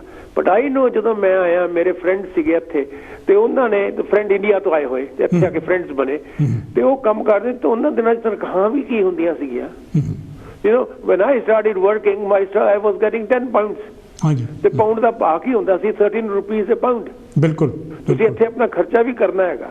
ਤੇ ਜਿਹੜੇ ਬੰਦੇ ਕਈ ਪਿੱਛੇ ਪੈਸਾ ਭੇਜ ਰਹੇ ਸੀ, ਉਹ ਦੋਸਤਾਂ ਤੋਂ ਪੈਸੇ ਫੜਦੇ ਸੀਗੇ, 20 ਪਾਉਂਡ ਭੇਜਦੇ, 25 ਪਾਉਂਡ ਭੇਜਦੇ, 100 ਪਾਉਂਡ ਭੇਜਦਾ, ਫਿਰ 2 ਮਹੀਨੇ ਵਾਪਸ ਕਰਦੇ ਰਹੇ, ਠੀਕ ਨਹੀਂ। ਤੇ ਉਹਨਾਂ ਨੇ ਵੈਰੀ ਟਫ ਟਾਈਮਸ ਦੇਖੇ ਨੇ, ਠੀਕ ਨਹੀਂ। ਮਗਰ on the other hand generally speaking, ਜਿਹੜੇ ਹੁਣ ਦੇਖੋ ਜਦੋਂ ਫਿਰ ਤੁਸੀਂ ਇੰਡੀਆ ਵਾਪਸ ਵੀ ਜਾਂਦੇ ਸੀ, ਜਿਹੜੇ ਉਹ ਬੰਦੇ ਇੰਡੀਆ ਤੋਂ ਆਏ ਸੀ ਜਦੋਂ ਵੀ ਵਾਪਸ ਜਾਂਦੇ ਸੀਗੇ, ਉਹ ਜਦੋਂ ਤਾਂ ਫੈਮਿਲੀ ਦੇ ਵਿੱਚ ਜਿੰਨਾ ਕੁ ਰਹਿਣਾ ਬਹਿਣਾ ਠੀਕ ਸੀਗਾ, ਮਗਰ ਜਦੋਂ ਫਿਰ ਇੱਥੇ ਦੀਆਂ ਹਾਲਤ ਦੇਖਦੇ ਸੀ, ਇੱਥੇ ਦੀ ਸਹੂਲਤਾਂ ਦੇਖਦੇ ਸੀ, ਇੱਥੇ ਦੀ ਫੇਅਰ ਡਿਸਕ੍ਰਿਮੀਨੇਸ਼ਨ ਸੀਗੀ, ਹੈਗੀ ਵੀ ਹਾਲੇ ਵੀ, ਮਗਰ ਜਿਹੜਾ ਫੇਅਰ ਸਿਸਟਮ ਸੀਗਾ ਉਹ ਇੰਡੀਅਨ ਸਿਸਟਮ ਦੇ ਵਿੱਚ ਐਡਜਸਟ ਹੋਣਾ ਬਹੁਤ ਔਖਾ ਸਮਝਦੇ ਸੀ ਉਹ। ਬਿਲਕੁਲ ਬਿਲਕੁਲ, ਠੀਕ ਨਹੀਂ। ਸੋ ਉਹਨਾਂ ਨੂੰ ਲਸਟ ਨਹੀਂ ਸੀਗੀ ਵੀ ਅਸੀਂ ਇੰਡੀਆ ਵਾਪਸ ਜਾਈਏ। ਉਹ ਵੀ ਕਿਉਂਕਿ ਜਦੋਂ ਵਿਆਹ ਹੋ ਗਿਆ, ਬੱਚੇ ਹੋ ਗਏ, ਫਿਰ ਇਹ ਕਹਿੰਦਾ ਸੀ ਵੀ ਜਦੋਂ ਅਸੀਂ ਇੰਡੀਆ ਛੱਡ ਕੇ ਆਏ, how can we go back, ਆਪਣੇ ਬੱਚਿਆਂ ਨੂੰ ਲੈ ਕੇ ਵਾਪਸ। ਤੇ ਜਿਨ੍ਹਾਂ ਦੀ ਤਾਂ ਉਹ ਸੋਚ ਹੋ ਗਈ, ਉਹਨੇ ਆਪਣੇ ਬੱਚਿਆਂ ਨੂੰ ਬੜੀ ਸੋਹਣੀ ਐਜੂਕੇਸ਼ਨ ਦਿੱਤੀ, ਠੀਕ ਨਹੀਂ। ਉਹਨਾਂ ਨੇ ਆਪਣੇ ਘਰ ਸੋਹਣੇ ਲੈ ਲਏ, ਬਿਕੋਜ਼ ਸੈਕਰੀਫਾਈਸ ਜਿਹੜਾ ਹੁੰਦਾ ਕੁਛ ਹੁੰਦਾ, ਠੀਕ ਨਹੀਂ। ਜੇ ਤੁਸੀਂ ਸੈਕਰੀਫਾਈਸ ਨਹੀਂ ਕਰੋਗੇ, ਤੁਹਾਡੀ ਲਾਈਫ ਉਸ ਮੁਤਾਬਕ ਤੁਸੀਂ ਮੋਲਡ ਕਰੋਗੇ ਆਪਣੀ, ਜਿੰਨਾ ਕੁ ਤੁਸੀਂ ਸੈਕਰੀਫਾਈਸ ਕਰੋਗੇ, ਠੀਕ ਨਹੀਂ। ਸੋ ਇਹ ਜਿਹੜੀਆਂ ਚੀਜ਼ਾਂ ਸੀ ਬਹੁਤ ਇੰਪੋਰਟੈਂਟ ਚੀਜ਼ਾਂ ਨੇ। ਸਭ ਤੋਂ ਵੱਡੀ ਗੱਲ ਹੈ ਤੁਸੀਂ ਆਪਣੇ ਬੱਚਿਆਂ ਨੂੰ ਐਜੂਕੇਸ਼ਨ ਦਿਵੋ ਐਂਡ ਤੁਸੀਂ ਫਲਰਿਸ਼ ਕਰੋ। ਮਗਰ ਜੇ ਤੁਸੀਂ ਜਿੱਥੇ ਮਰਜ਼ੀ ਰਹਿੰਦੇ ਹੋ, ਤੁਸੀਂ ਸਟੈਟਿਕ ਨਹੀਂ ਹੁੰਦਾ, ਤੁਹਾਡਾ ਕਲਚਰ ਜਾਂ ਤੁਹਾਡੀ ਸੋਚ ਸਟੈਟਿਕ ਨਹੀਂ ਹੁੰਦੀ, ਬਿਲਕੁਲ ਉਹ ਬਦਲਦੀ ਰਹਿੰਦੀ ਹੈ ਹਾਲਾਤ ਦੇ ਮੁਤਾਬਕ। ਕਿਉਂਕਿ ਤੁਸੀਂ ਲੋਕਾਂ 'ਚ ਬਹੁਤ ਇੰਟਰੈਕਟ ਕਰਦੇ ਹੋ, ਆਪਣੇ ਆਪ ਨੂੰ ਦੇਖਦੇ ਹੋ, ਐਨਾਲਾਈਜ਼ ਕਰਦੇ ਹੋ ਵੀ ਇਹ ਠੀਕ ਹੈਗਾ, ਇਹ ਨਹੀਂ ਠੀਕ ਹੈਗਾ, ਤੁਸੀਂ ਫਿਰ ਅਡਾਪਟ ਕਰਦੇ ਹੋ, ਆਪਣੇ ਬੱਚਿਆਂ ਤੇ ਅਸਰ ਪਾਉਂਦੇ ਹੋ। ਮਗਰ ਜੇ ਅਸੀਂ ਅੱਜ ਕਹੀਏ ਵੀ ਆਪਾਂ ਕਿੰਨੇ ਜਣੇ ਹੈਗੇ, ਕਿੰਨਿਆਂ ਦੇ ਬੱਚੇ ਸਾਡੇ ਨਾਲ ਰਹਿੰਦੇ ਨੇ, ਕਿ ਉਹਨਾਂ ਦੇ ਪੇਰੈਂਟਸ ਦੇ ਨਾਲ ਰਹਿੰਦੇ ਨੇ, ਕੀ ਨਾਲ ਰਹਿਣਾ ਖੁਸ਼ੀ ਆ ਕਿ ਸੈਪਰੇਟ ਇੰਡੀਪੈਂਡੈਂਟ ਰਹਿਣਾ ਖੁਸ਼ੀ ਆ? ਬਿਲਕੁਲ, ਠੀਕ ਨਹੀਂ। ਅੱਛਾ, ਇੱਥੇ ਤਾਂ ਦੇਖੋ ਜੀ ਐਜੂਕੇਸ਼ਨ ਸਿਸਟਮ ਹੈਗਾ, ਹੁਣ ਮੈਂ ਸਾਰੀ ਉਮਰ ਐਜੂਕੇਸ਼ਨ ਸਿਸਟਮ ਚਲਾਈ ਹੈ, ਉਹ ਇਹ ਹੈਗਾ ਵੀ ਸੋਰਟ ਆਫ ਸੈਂਟਰ ਜਿਹੜੀ ਫੋਕਸ ਆ ਉਹ ਇੰਡੀਵਿਜੂਅਲ ਡਿਵੈਲਪਮੈਂਟ ਤੇ ਆ, ਬਿਲਕੁਲ ਐਜ਼ ਐਨ ਇੰਡੀਵਿਜੂਅਲ ਚਾਈਲਡ, ਠੀਕ ਨਹੀਂ। ਫਿਰ ਜੇ ਅਸੀਂ ਉਹਨੂੰ ਕਹਿ ਦਈਏ ਵੀ ਤੁਸੀਂ ਸੋਚ ਤੁਹਾਡੀ ਇੰਡੀਵਿਜੂਅਲ ਦੀ ਨਹੀਂ ਹੈਗੀ, ਕਲੈਕਟਿਵ ਸੋਚ ਹੈ, ਕਨਫਲਿਕਟ ਹੋ ਗਿਆ।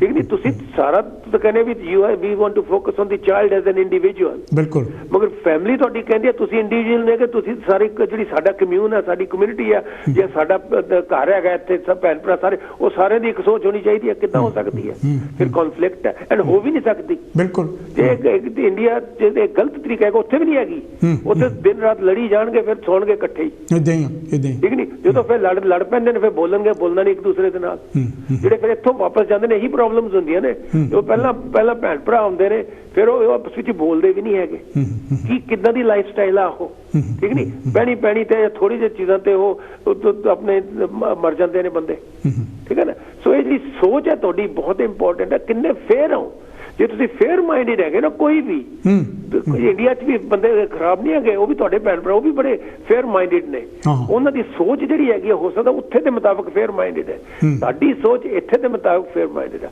ਸਾਨੂੰ ਪ੍ਰੋਬਲਮ ਉਦੋਂ ਆਉਂਦੀ ਆ ਜਦੋਂ ਅਸੀਂ ਸਾਡੀ ਸੋਚ ਜਿਹੜੀ ਹੈਗੀ ਆ ਉਹ ਕਰਪਟ ਸੋਚ ਆ ਉਹ ਹਿਪੋਕ੍ਰਿਟੀਕਲ ਸੋਚ ਆ ਉਹ ਫੇਅਰ ਮਾਈਂਡਡ ਸੋਚ ਨਹੀਂ ਹੈਗੀ ਤੇ that is where the problem ਹੈ ਅਦਰਵਾਈਜ਼ ਜਿਹੜੇ ਆਪਣੇ ਫੇਰ ਇੱਥੇ ਆਪਾਂ ਰਹਿਣੇ ਆ ਹੁਣ ਆਪਾਂ you are retired I am retired ਅਸੀਂ ਰਹਿ ਰਹੇ ਹਾਂ we are leading a very comfortable life we are satisfied with ourselves and ਕੋਈ ਅੱਛਾ ਕੱਲ ਨੂੰ ਓਲਡ ਪੀਪਲ ਦੀ ਇੱਕ ਹੋਰ ਗੱਲ ਤੁਸੀਂ ਗੱਲ ਕੀਤੀ ਸੀਗੀ ਜਿਹੜੇ ਓਲਡ ਪੀਪਲ ਜਾਂ ਕੇਅਰ ਹੋਮ 'ਚ ਜਾਣਾ ਕੇਅਰ ਹੋਮ ਵੀ ਕੋਈ ਬੁਰੀ ਗੱਲ ਨਹੀਂ ਹੈਗੀ ਅੱਜ ਕੱਲ੍ਹ ਇੰਡੀਆ 'ਚ ਪੰਜਾਬ 'ਚ ਬੜੇ ਕੇਅਰ ਹੋਮਸ ਨੇ 5 ਸਟਾਰ ਹੋਟਲਸ ਠੀਕ ਨਹੀਂ ਕਿਉਂਕਿ ਉੱਥੇ ਤੁਹਾਨੂੰ ਉੱਦਾਂ ਦੇ ਬੰਦੇ ਮਿਲਦੇ ਨੇ ਤੁਹਾਡੇ ਹਮਸਾਖੀ ਮਿਲਦੇ ਨੇ ਤੁਹਾਡੀ ਉਮਰ ਦੇ ਬੰਦੇ ਮਿਲਦੇ ਨੇ ਤੁਹਾਡੇ ਖਿਆਲਾਤ ਇੱਕ ਹੁੰਦੇ ਨੇ ਠੀਕ ਨਹੀਂ ਸੋ ਹੁਣ ਆਪਾਂ ਬੱਚਿਆਂ 'ਚ ਵੀ ਬੈਠੀਏ ਉਹ ਸਮ ਥਿੰਗਸ ਯੂ ਕਾਂਟ ਟਾਕ ਉੱਥੇ ਜਦੋਂ ਤੁਹਾਡੇ ਹਮਸਾਈ ਹੁੰਦੇ ਨੇ ਉਦੋਂ ਤੁਸੀਂ ਉਹ ਗੱਲ ਕਰ ਸਕਦੇ ਹੋ ਠੀਕ ਹੈ ਨਾ so care home is not a sort of stigma ਵੀ ਕੇਅਰ ਹੋਮ 'ਚ ਕਿਉਂ ਭੇਜਦਾ ਜੇ ਨੀਡ ਹੋਵੇ ਜੇ ਪੇਰ ਬੱਚਿਆਂ ਦੇ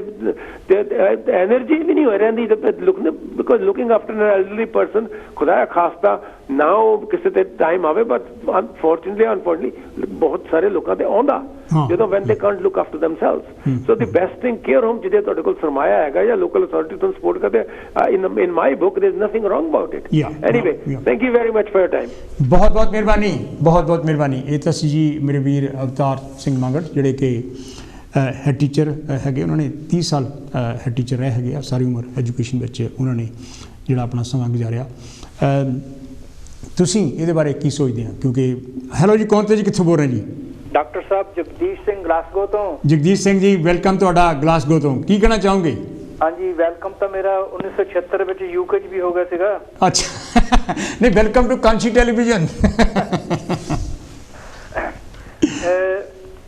ਮੇਰਾ ਪਹਿਲਾ ਤਜਰਬਾ 1960 ਵਿੱਚ ਹੋਇਆ ਹਾਂ ਲੁਧਿਆਣੇ 'ਚ ਕੋਈ ਮੰਨਿਆ ਪਰਮੰਨਿਆ ਬੰਦਾ ਸੀਗਾ ਵਿਸ਼ਵਾਮਿਤਰ ਉਹਦਾ ਨਾਮ ਸੀਗਾ ਅੱਛਾ ਜੀ ਤੇ ਅਸੀਂ ਸਾਨੂੰ ਪਤਾ ਲੱਗਾ ਵੀ ਉਹ ਇੰਗਲੈਂਡ ਜਾ ਕੇ ਕਿਸੇ ਨੂੰ ਮਿਲਣ ਆਇਆ ਸੀ ਮੁੜ ਕੇ ਚਲਾ ਗਿਆ ਉਹ ਅੱਛਾ ਜੀ ਮਿਸਟਰ ਤੇ ਅਸੀਂ ਪੁੱਛਿਆ ਵੀ ਉੱਥੇ ਲੋਕ ਕਿੱਦਾਂ ਰਹਿੰਦੇ ਆ ਕੀ ਖਾਂਦੇ ਆ ਕੀ ਕਰਦੇ ਆ ਉਹ ਕਹਿੰਦੇ ਵੀ ਜਿੱਦਾਂ ਇੱਥੇ ਭਈਏ ਪੰਜਾਬ ਵਿੱਚ ਮਿਹਨਤ ਮਜ਼ਦੂਰੀ ਕਰਦੇ ਆ ਔਰ ਦੱਬ ਘੁੱਟ ਕੇ ਮੁੱਠੀ ਘੁੱਟ ਕੇ ਗੁਜ਼ਾਰਾ ਕਰਦੇ ਆ ਉਵੇਂ ਹੀ ਪੰਜਾਬੀ ਲੋਕ ਇੰਗਲੈਂਡ ਦੇ ਵਿੱਚ ਏਦਾਂ ਗੁਜ਼ਾਰਾ ਕਰਦੇ ਆ ਵੀ ਇੱਕ ਕਮਰੇ ਦੇ ਵਿੱਚ 10 ਜਾਣੇ ਰਹਿੰਦੇ ਆ ਸ਼ਿਫਟਾਂ ਦਾ ਕੰਮ ਹੁੰਦਾ ਤੇ ਇੱਕ ਸ਼ਿਫਟ ਤੇ ਗਿਆ ਹੋਇਆ ਜਿਸਲੇ ਵਾਪਸ ਮੁੜ ਕੇ ਆਇਆ ਤਾਂ ਉਹਨੂੰ ਕਹਿੰਦਾ ਵੀ ਲੈ ਵੀ ਏਦਾਂ ਵੀ ਤੇਰੀ ਵਾਰੀ ਆਊਗੀ ਤੇ ਮੈਨੂੰ ਗਰਮ ਬਿਸਤਰੇ 'ਚ ਹੁਣ ਸੌਂ ਲੈਣ ਦੇ ਏਦਾਂ ਹੀ ਹਾਂਜੀ ਅਸੀਂ ਕਿਹਾ ਬਈ ਅਸੀਂ ਸੋਚਿਆ ਸੀਗਾ ਵੀ ਇੰਗਲੈਂਡ ਤਾਂ ਬਹੁਤ ਵਧੀਆ ਚੀਜ਼ ਹੋਊਗੀ ਉਹ ਕਹਿੰਦਾ ਵੀ ਪੈਸੇ ਫਿਰ ਵੀ ਇੱਥੇ ਨਾਲੋਂ ਜ਼ਿਆਦਾ ਹੁੰਦੇ ਆ ਇਸ ਕਰਕੇ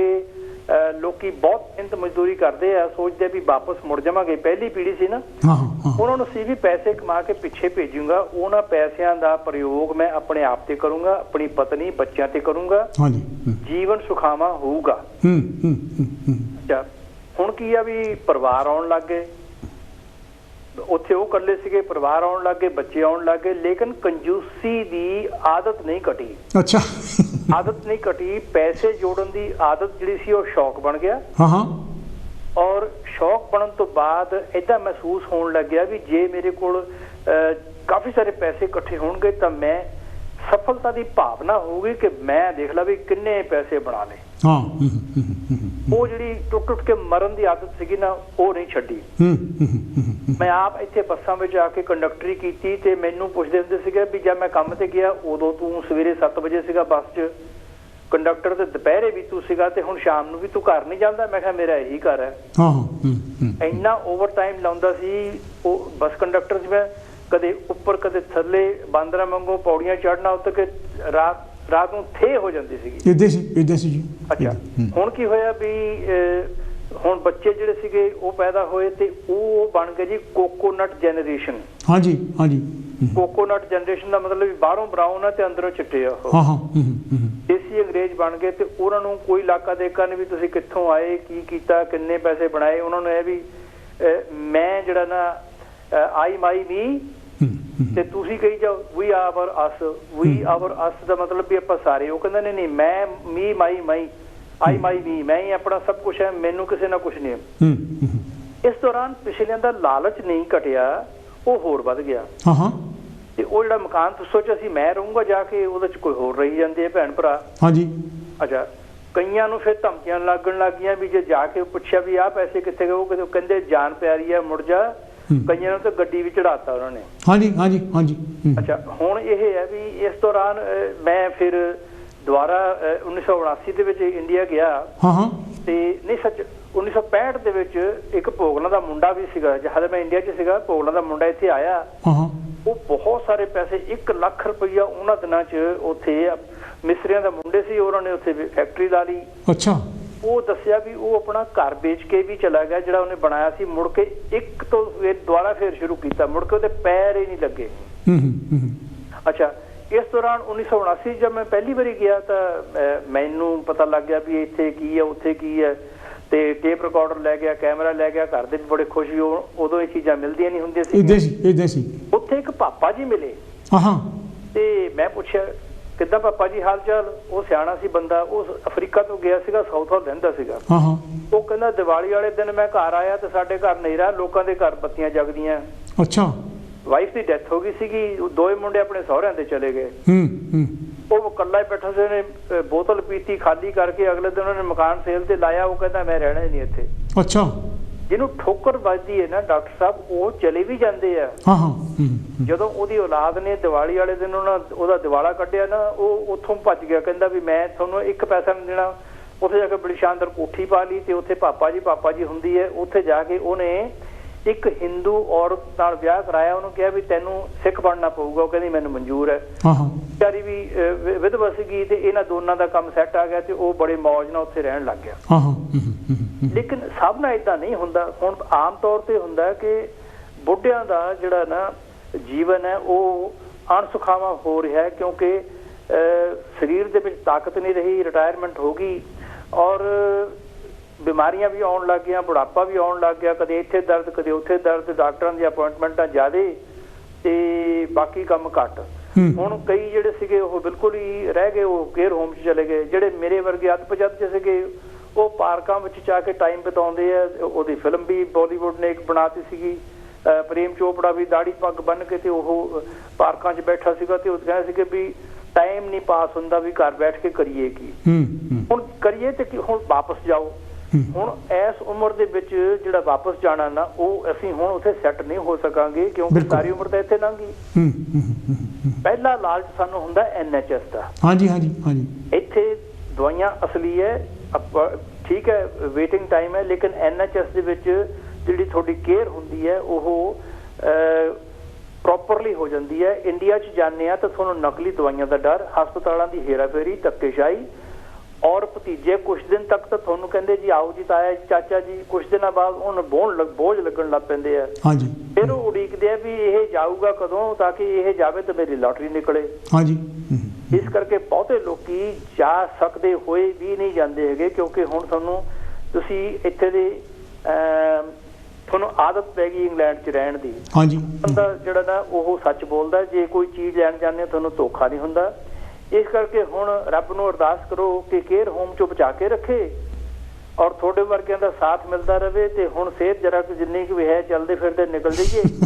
ਇਸ ਕਰਕੇ ਹੁਣ ਤਾਂ ਇੰਡੀਆ ਦੀ ਤੁਸੀਂ ਗੱਲ ਹੀ ਨਾ ਕਰੋ। ਹੁਣ ਤਾਂ ਸਤਨਾਮ ਸ੍ਰੀ ਵਾਹਿਗੁਰੂ ਇਹ ਕਹਿ ਕੇ ਮੈਂ ਜੇ ਕੁਛ ਵੱਧ ਘੱਟ ਕਹਿ ਗਿਆ ਮਾਫੀ ਚਾਹੁੰਦਾ ਤੇ ਟਾਈਮ ਬਾਕੀਆਂ ਨੂੰ ਦੇਵਾਂ ਤੇ ਤੁਹਾਡੇ ਪ੍ਰੋਗਰਾਮ ਚੜ੍ਹਦੀ ਕਲਾ 'ਚ ਰਹਿਣ। ਸੱਚੇ ਪਾਤਸ਼ਾਹ ਕਿਰਪਾ ਕਰੇ ਤੇ ਫਿਰ ਆਪਾਂ ਇਸੇ ਤਰ੍ਹਾਂ ਫਿਰ ਮਿਲਦੇ ਹਾਂ। ਥੈਂਕ ਯੂ ਜੀ, ਬਹੁਤ ਬਹੁਤ ਮਿਹਰਬਾਨੀ ਮੇਰੇ ਵੀਰ। ਇਹ ਤਾਂ ਜਗਦੀਸ਼ ਸਿੰਘ ਹੋਣੀ ਸੀ ਗਲਾਸਗੋ ਤੋਂ, ਸਕਾਟਲੈਂਡ ਤੋਂ, ਜਿਨ੍ਹਾਂ ਨੇ ਆਪਣੇ ਵਿਚਾਰ ਆਪਣੇ ਸਾਡੇ ਨਾਲ ਸਾਂਝੇ ਕੀਤੇ। ਤੁਹਾਡਾ ਇਹਦੇ ਬਾਰੇ ਕੀ ਤਜਰਬਾ ਹੈ? ਬਹੁਤ ਸਾਰੇ ਲੋਕਾਂ ਨੇ ਜਦੋਂ ਆਪਣੇ ਹਿੱਸੇ ਜਾ ਕੇ ਮੰਗੇ, ਜਿੱਥੇ ਉਹ ਪੈਸੇ ਭੇਜ ਰਹੇ ਸੀ, ਜ਼ਮੀਨਾਂ ਲਈਆਂ ਸੀ।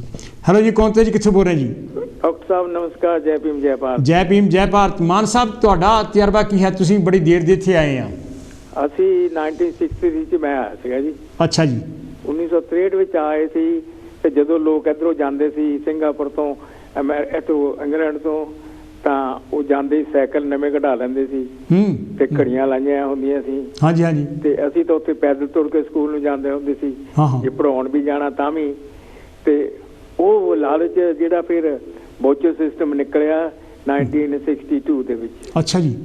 ਉਹ ਵੋਚਰ ਲਈ ਅਪਲਾਈ ਕੀਤਾ, 2 ਹਫ਼ਤਿਆਂ 3 ਹਫ਼ਤਿਆਂ ਬਾਅਦ ਵੋਚਰ ਆ ਗਿਆ। ਕਿਉਂਕਿ ਅਸੀਂ ਦੇਖਿਆ ਵੀ ਹੁਣ ਬਾਹਰ ਜਾਣ ਦਾ ਮੌਕਾ ਹੈਗਾ ਆ, ਤੇ ਬਾਹਰ ਚਲੇ ਜਾਂਦੇ ਹਾਂ, ਦੇਖਦੇ ਕੀ ਉੱਥੇ ਹੁੰਦਾ। ਕਿਉਂਕਿ ਲੋਕ ਜਿਹੜੇ ਇੱਧਰੋਂ ਜਾਂਦੇ ਸੀ ਉਹਨਾਂ ਵੱਲ ਦੇਖ ਕੇ ਆਪਣਾ ਵੀ ਹੌਸਲਾ ਵਧਿਆ ਸੀ ਨਾ। ਫਿਰ ਉਦੋਂ ਮਾਨ ਸਾਹਿਬ ਟੈਰਾਲੀਨ ਦੀਆਂ ਸ਼ਰਟਾਂ ਵੀ ਬੜੀਆਂ ਚਮਕਦੀਆਂ ਹੁੰਦੀਆਂ ਸੀ। ਬਿਲਕੁਲ ਜੀ, ਤੁਸੀਂ ਸਹੀ ਕਿਹਾ। ਤੇ ਟੈਰਾਲੀਨ ਦੀ ਸ਼ਰਟ ਜਿਹੜੀ ਉਹ ਖੁੱਲੀ ਛੱਡੀ ਹੋਣੀ ਤਾਂ ਏਦਾਂ ਚਮਕਦੀ ਕਿ ਅਸੀਂ ਵੀ ਏਦਾਂ ਦੀ ਕਦੀ ਪਾਵਾਂਗੇ। ਗਰਮੀਆਂ ਨੂੰ ਗਰਮ ਤੇ ਸਰਦੀਆਂ ਨੂੰ ਸਰਦ। ਹਾਂ ਜੀ। ਕਿ ਉਹ ਪਾਉਣ ਦਾ ਉਹ ਸਿਰਫ ਚਾਅ 'ਚ ਪਾਉਂਦੇ ਸੀ, ਲੇਕਿਨ ਉਹਨਾਂ ਦੇ ਬੈਨੀਫਿਟ ਦਾ ਨਹੀਂ ਸੀ ਕਿਸੇ ਨੂੰ ਵੀ ਪਤਾ। ਹਾਂਜੀ ਹਾਂਜੀ ਹਾਂਜੀ। ਤੇ ਦੂਸਰੀ ਗੱਲ ਹੈ, ਇੱਥੇ ਜਦੋਂ ਆਏ ਅਸੀਂ ਲੋਕ ਤੇ ਬਹੁਤ ਆ ਕੇ ਇੱਥੇ ਹਾਰਡ ਕੰਮ ਕੀਤੇ ਆ। ਸਵੇਰੇ 5 ਵਜੇ ਚਲੇ ਜਾਣਾ, ਰਾਤ ਦੇ 10 ਵਜੇ ਤੱਕ ਆਉਣਾ। ਕਿ ਉਹ ਸਾਡੇ ਧਿਆਨ 'ਚ ਇਹ ਸੀਗਾ ਕਿ ਅਸੀਂ ਜਿਹੜੇ ਸਾਡੇ ਭਾਈ ਭਰਾ ਪਿੱਛੇ ਵੀ ਪਏ ਆ, ਬੈਠੇ ਆ, ਹੋ ਸਕਦਾ ਉਹਨਾਂ ਦਾ ਵੀ ਕੁਝ ਬਣਾ ਸਕੀਏ ਔਰ ਉਹਨਾਂ ਨੂੰ ਵੀ ਇੱਥੇ ਮੰਗਵਾ ਲਈਏ। ਅਸੀਂ ਉਸ ਲਾਲਚ ਵਿੱਚ ਆਪਣਾ ਓਵਰ ਟਾਈਮ ਕਰਦੇ ਰਹੇ ਹਾਂ, ਚੰਦ ਇੱਕ ਪੈਸੇ ਬਚਾ ਕੇ। ਜਿੱਦਾਂ ਮੈਂ ਦੂਸਰੇ ਕਾਲਰਾਂ ਨੇ ਕਿਹਾ ਵੀ ਇੱਕ ਕਮਰੇ 'ਚ 8-8 ਬੰਦੇ ਰਹਿੰਦੇ ਸੀ, ਉਹੀ ਹਾਲਤ ਸਾਡੀ ਸੀ। ਤੇ ਉਸ ਤਰ੍ਹਾਂ ਥੋੜੇ ਪੈਸੇ ਜੋੜੇ ਤੇ ਬਾਕੀ ਦਿਆਂ ਨੂੰ ਵੀ ਮੰਗਵਾਇਆ, ਤੇ ਡੈਡੀ ਮੰਮੀ ਨੂੰ ਤੇ ਬ੍ਰਦਰਾਂ ਨੂੰ, ਸਾਰਿਆਂ ਨੂੰ। ਲੇਕਿਨ ਹਾਰਡ ਕੰਮ ਅਸੀਂ ਕੀਤਾ। ਹਾਰਡ ਕੰਮ ਕਰਨ ਤੋਂ ਬਾਅਦ ਐਸਟੈਬਲਿਸ਼ ਹੋਏ। ਉਹ ਅੱਜ ਉਹਨਾਂ ਨੂੰ ਬੁਲਾਉਣ ਦਾ ਕੋਈ ਉਹਨਾਂ ਕੋਲੋਂ ਮਤਲਬ ਹੈ ਨਹੀਂਗਾ। ਉਹ ਕਹਿੰਦੇ ਮਾਨ ਸਾਹਿਬ, ਉਹ ਕਹਿੰਦੇ ਤੂੰ ਮੇਰਾ ਕੀਤਾ ਕੀ ਹੈ? ਹਾਂ ਜੀ, ਉਹ ਕਹਿੰਦੇ ਤੂੰ ਕਿਹੜਾ ਕਨੇਡੀ ਚੱਕ ਕੇ ਲਿਆਇਆ ਹੈ ਜੀ। ਉਹ ਕਹਿੰਦੇ ਅਸੀਂ ਤਾਂ ਆਪਣੇ ਹਿੰਮਤ ਨਾਲ ਆ ਗਏ ਉੱਥੋਂ। ਲੇਕਿਨ ਉਹਨਾਂ ਨੂੰ ਇਹ ਨਹੀਂ ਸੀ ਪਤਾ ਵੀ ਉਹ ਬੰਦੇ ਨੇ ਕਿੰਨਾ ਹਾਰਡ ਵਰਕ ਕੀਤਾ, ਕਿੰਨਾ ਹਾਰਡ ਵਰਕ ਕਰਕੇ ਤੁਹਾਨੂੰ ਇੱਥੇ ਸੱਦਿਆ। ਤੁਸੀਂ ਬਜਾਏ ਉਹਦੀ ਅਪਰੀਸ਼ੀਏਸ਼ਨ ਕਰਨ ਦੇ, ਤੁਸੀਂ ਉਹਨਾਂ ਨੂੰ, ਲੋਕਾਂ ਨੂੰ ਤਾਨੇ ਦਿੰਦੇ ਆ ਔਰ ਬੁਲਾਉਣੋਂ ਹਟ ਜਾਂਦੇ ਆ। ਇੱਥੇ ਫਿਰ ਆਦਮੀ ਨੂੰ, ਇਨਸਾਨ ਨੂੰ ਦੁੱਖ ਲੱਗਦਾ। ਫਿਰ ਦੂਸਰੀ ਗੱਲ ਇਹ ਹੈ ਕਿ ਹੁਣ ਤਾਂ ਅਸੀਂ ਰਿਟਾਇਰ ਹੋ ਗਏ ਆ, ਲੇਕਿਨ ਜਿਹੜੇ ਬੱਚੇ ਜਿਹੜੇ ਆ ਉਹ ਤੁਹਾਨੂੰ ਪਤਾ ਹੀ ਆ, ਕਿਉਂਕਿ ਉਹਨਾਂ ਦਾ ਜਿਹੜਾ ਇੱਥੇ ਦਾ ਵਤੀਰਾ ਆ।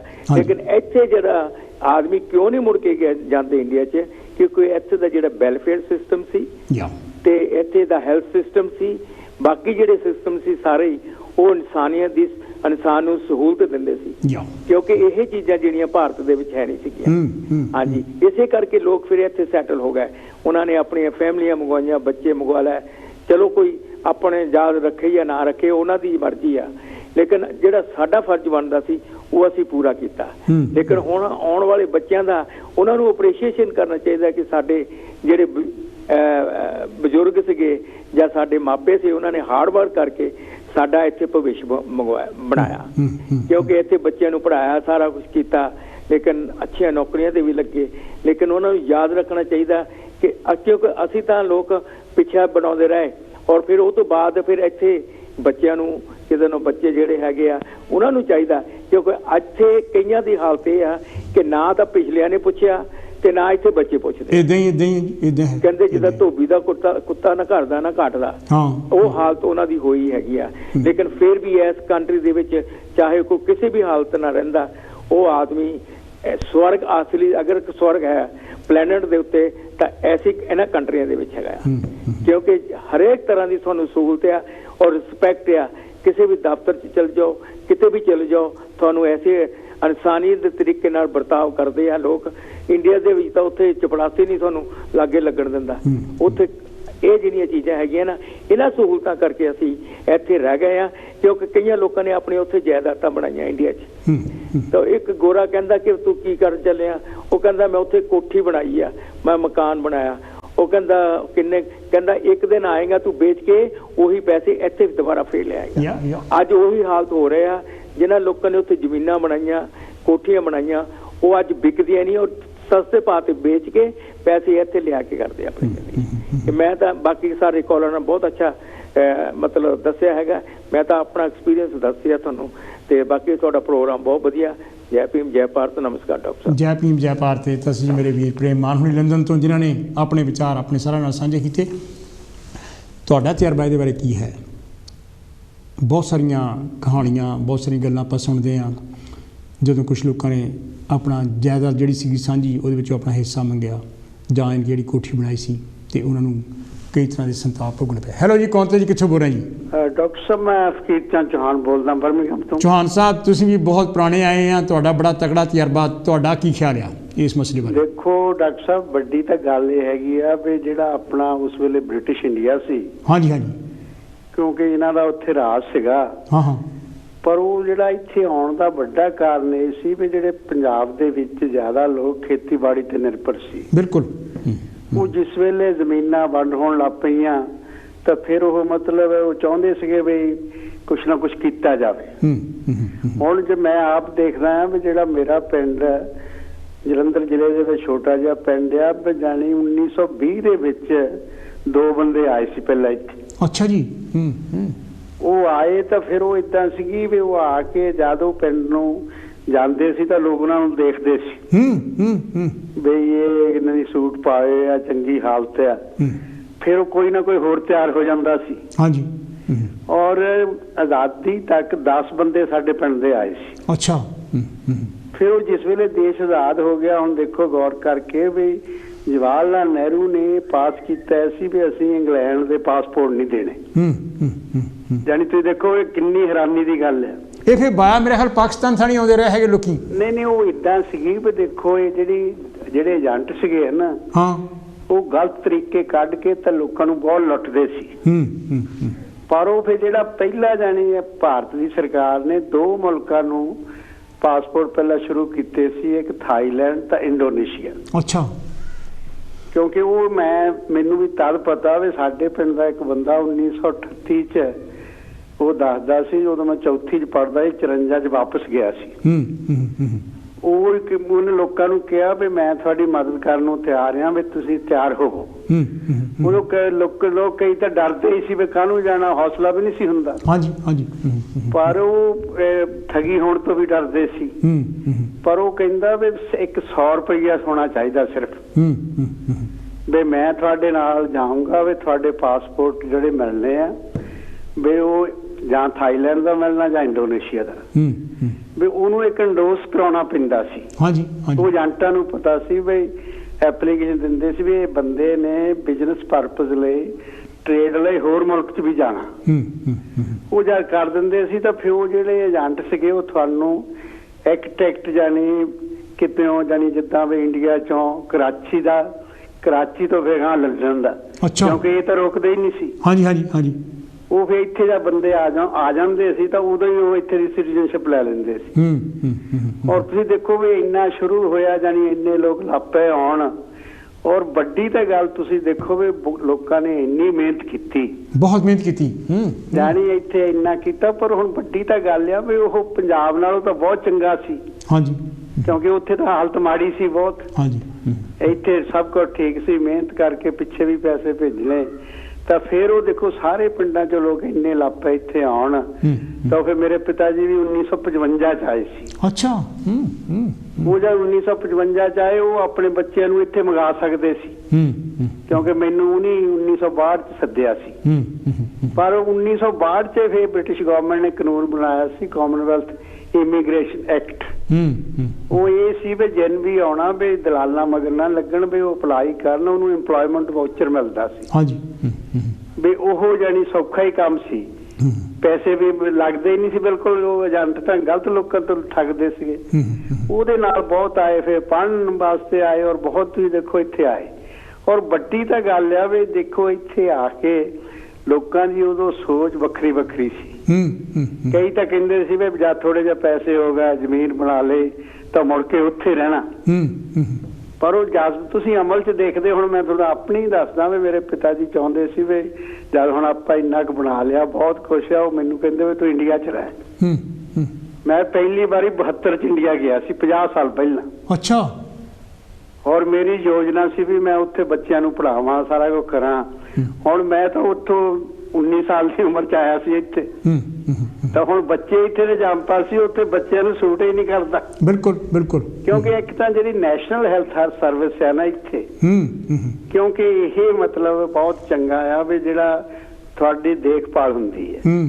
ਹੁਣ ਉਦੋਂ ਮੈਂ 72 ਦੇ ਵਿੱਚ ਰਿਹਾ ਵੀ ਇੰਨੇ ਕੌੜੇ ਤਜਰਬੇ, ਇੱਕ ਤਾਂ ਹਰੇਕ ਖਾਣ ਵਾਲੀ ਚੀਜ਼ ਮਿਲਾਵਟ ਆ। ਫਿਰ ਪਿੰਡਾਂ ਦੇ ਵਿੱਚ ਤਾਂ ਡਾਕਟਰ ਹੀ ਹੈ ਨਹੀਂ। ਹਾਂਜੀ। ਉਹ 7 ਤੋਂ 4 ਮੀਲ ਦੂਰ। ਮੈਂ ਬੱਚਿਆਂ ਨੂੰ ਦੇਖੋ ਵੀ ਮੇਰੇ 2 ਬੱਚੇ ਵੱਡੇ ਸੀ, ਉਹਨਾਂ ਨੂੰ ਮੈਂ ਫਗਵਾੜੇ ਪੜ੍ਹਨ ਵੀ ਲਾਇਆ ਸੀ, ਕਿਉਂਕਿ ਜਿਹੜੇ ਪ੍ਰਾਈਵੇਟ ਸਕੂਲ ਆ ਉੱਥੇ ਜਾਣੀ ਪ੍ਰਬੰਧ ਸੀਗਾ ਉਹਨਾਂ ਦਾ, ਲੈ ਕੇ ਜਾਂਦੇ, ਛੱਡ ਕੇ ਜਾਂਦੇ ਸੀ। ਪਰ ਬੜੀ ਤਾਂ ਗੱਲ ਆ ਵੀ ਉਹ ਬੱਚਿਆਂ ਨੂੰ ਉਹ ਫਿਰ ਠੀਕ ਨਹੀਂ ਰਿਹਾ। ਤਾਂ ਮੈਂ ਫਿਰ 10 ਮਹੀਨੇ ਰਹਿ ਕੇ ਵਾਪਸ ਆ ਗਿਆ।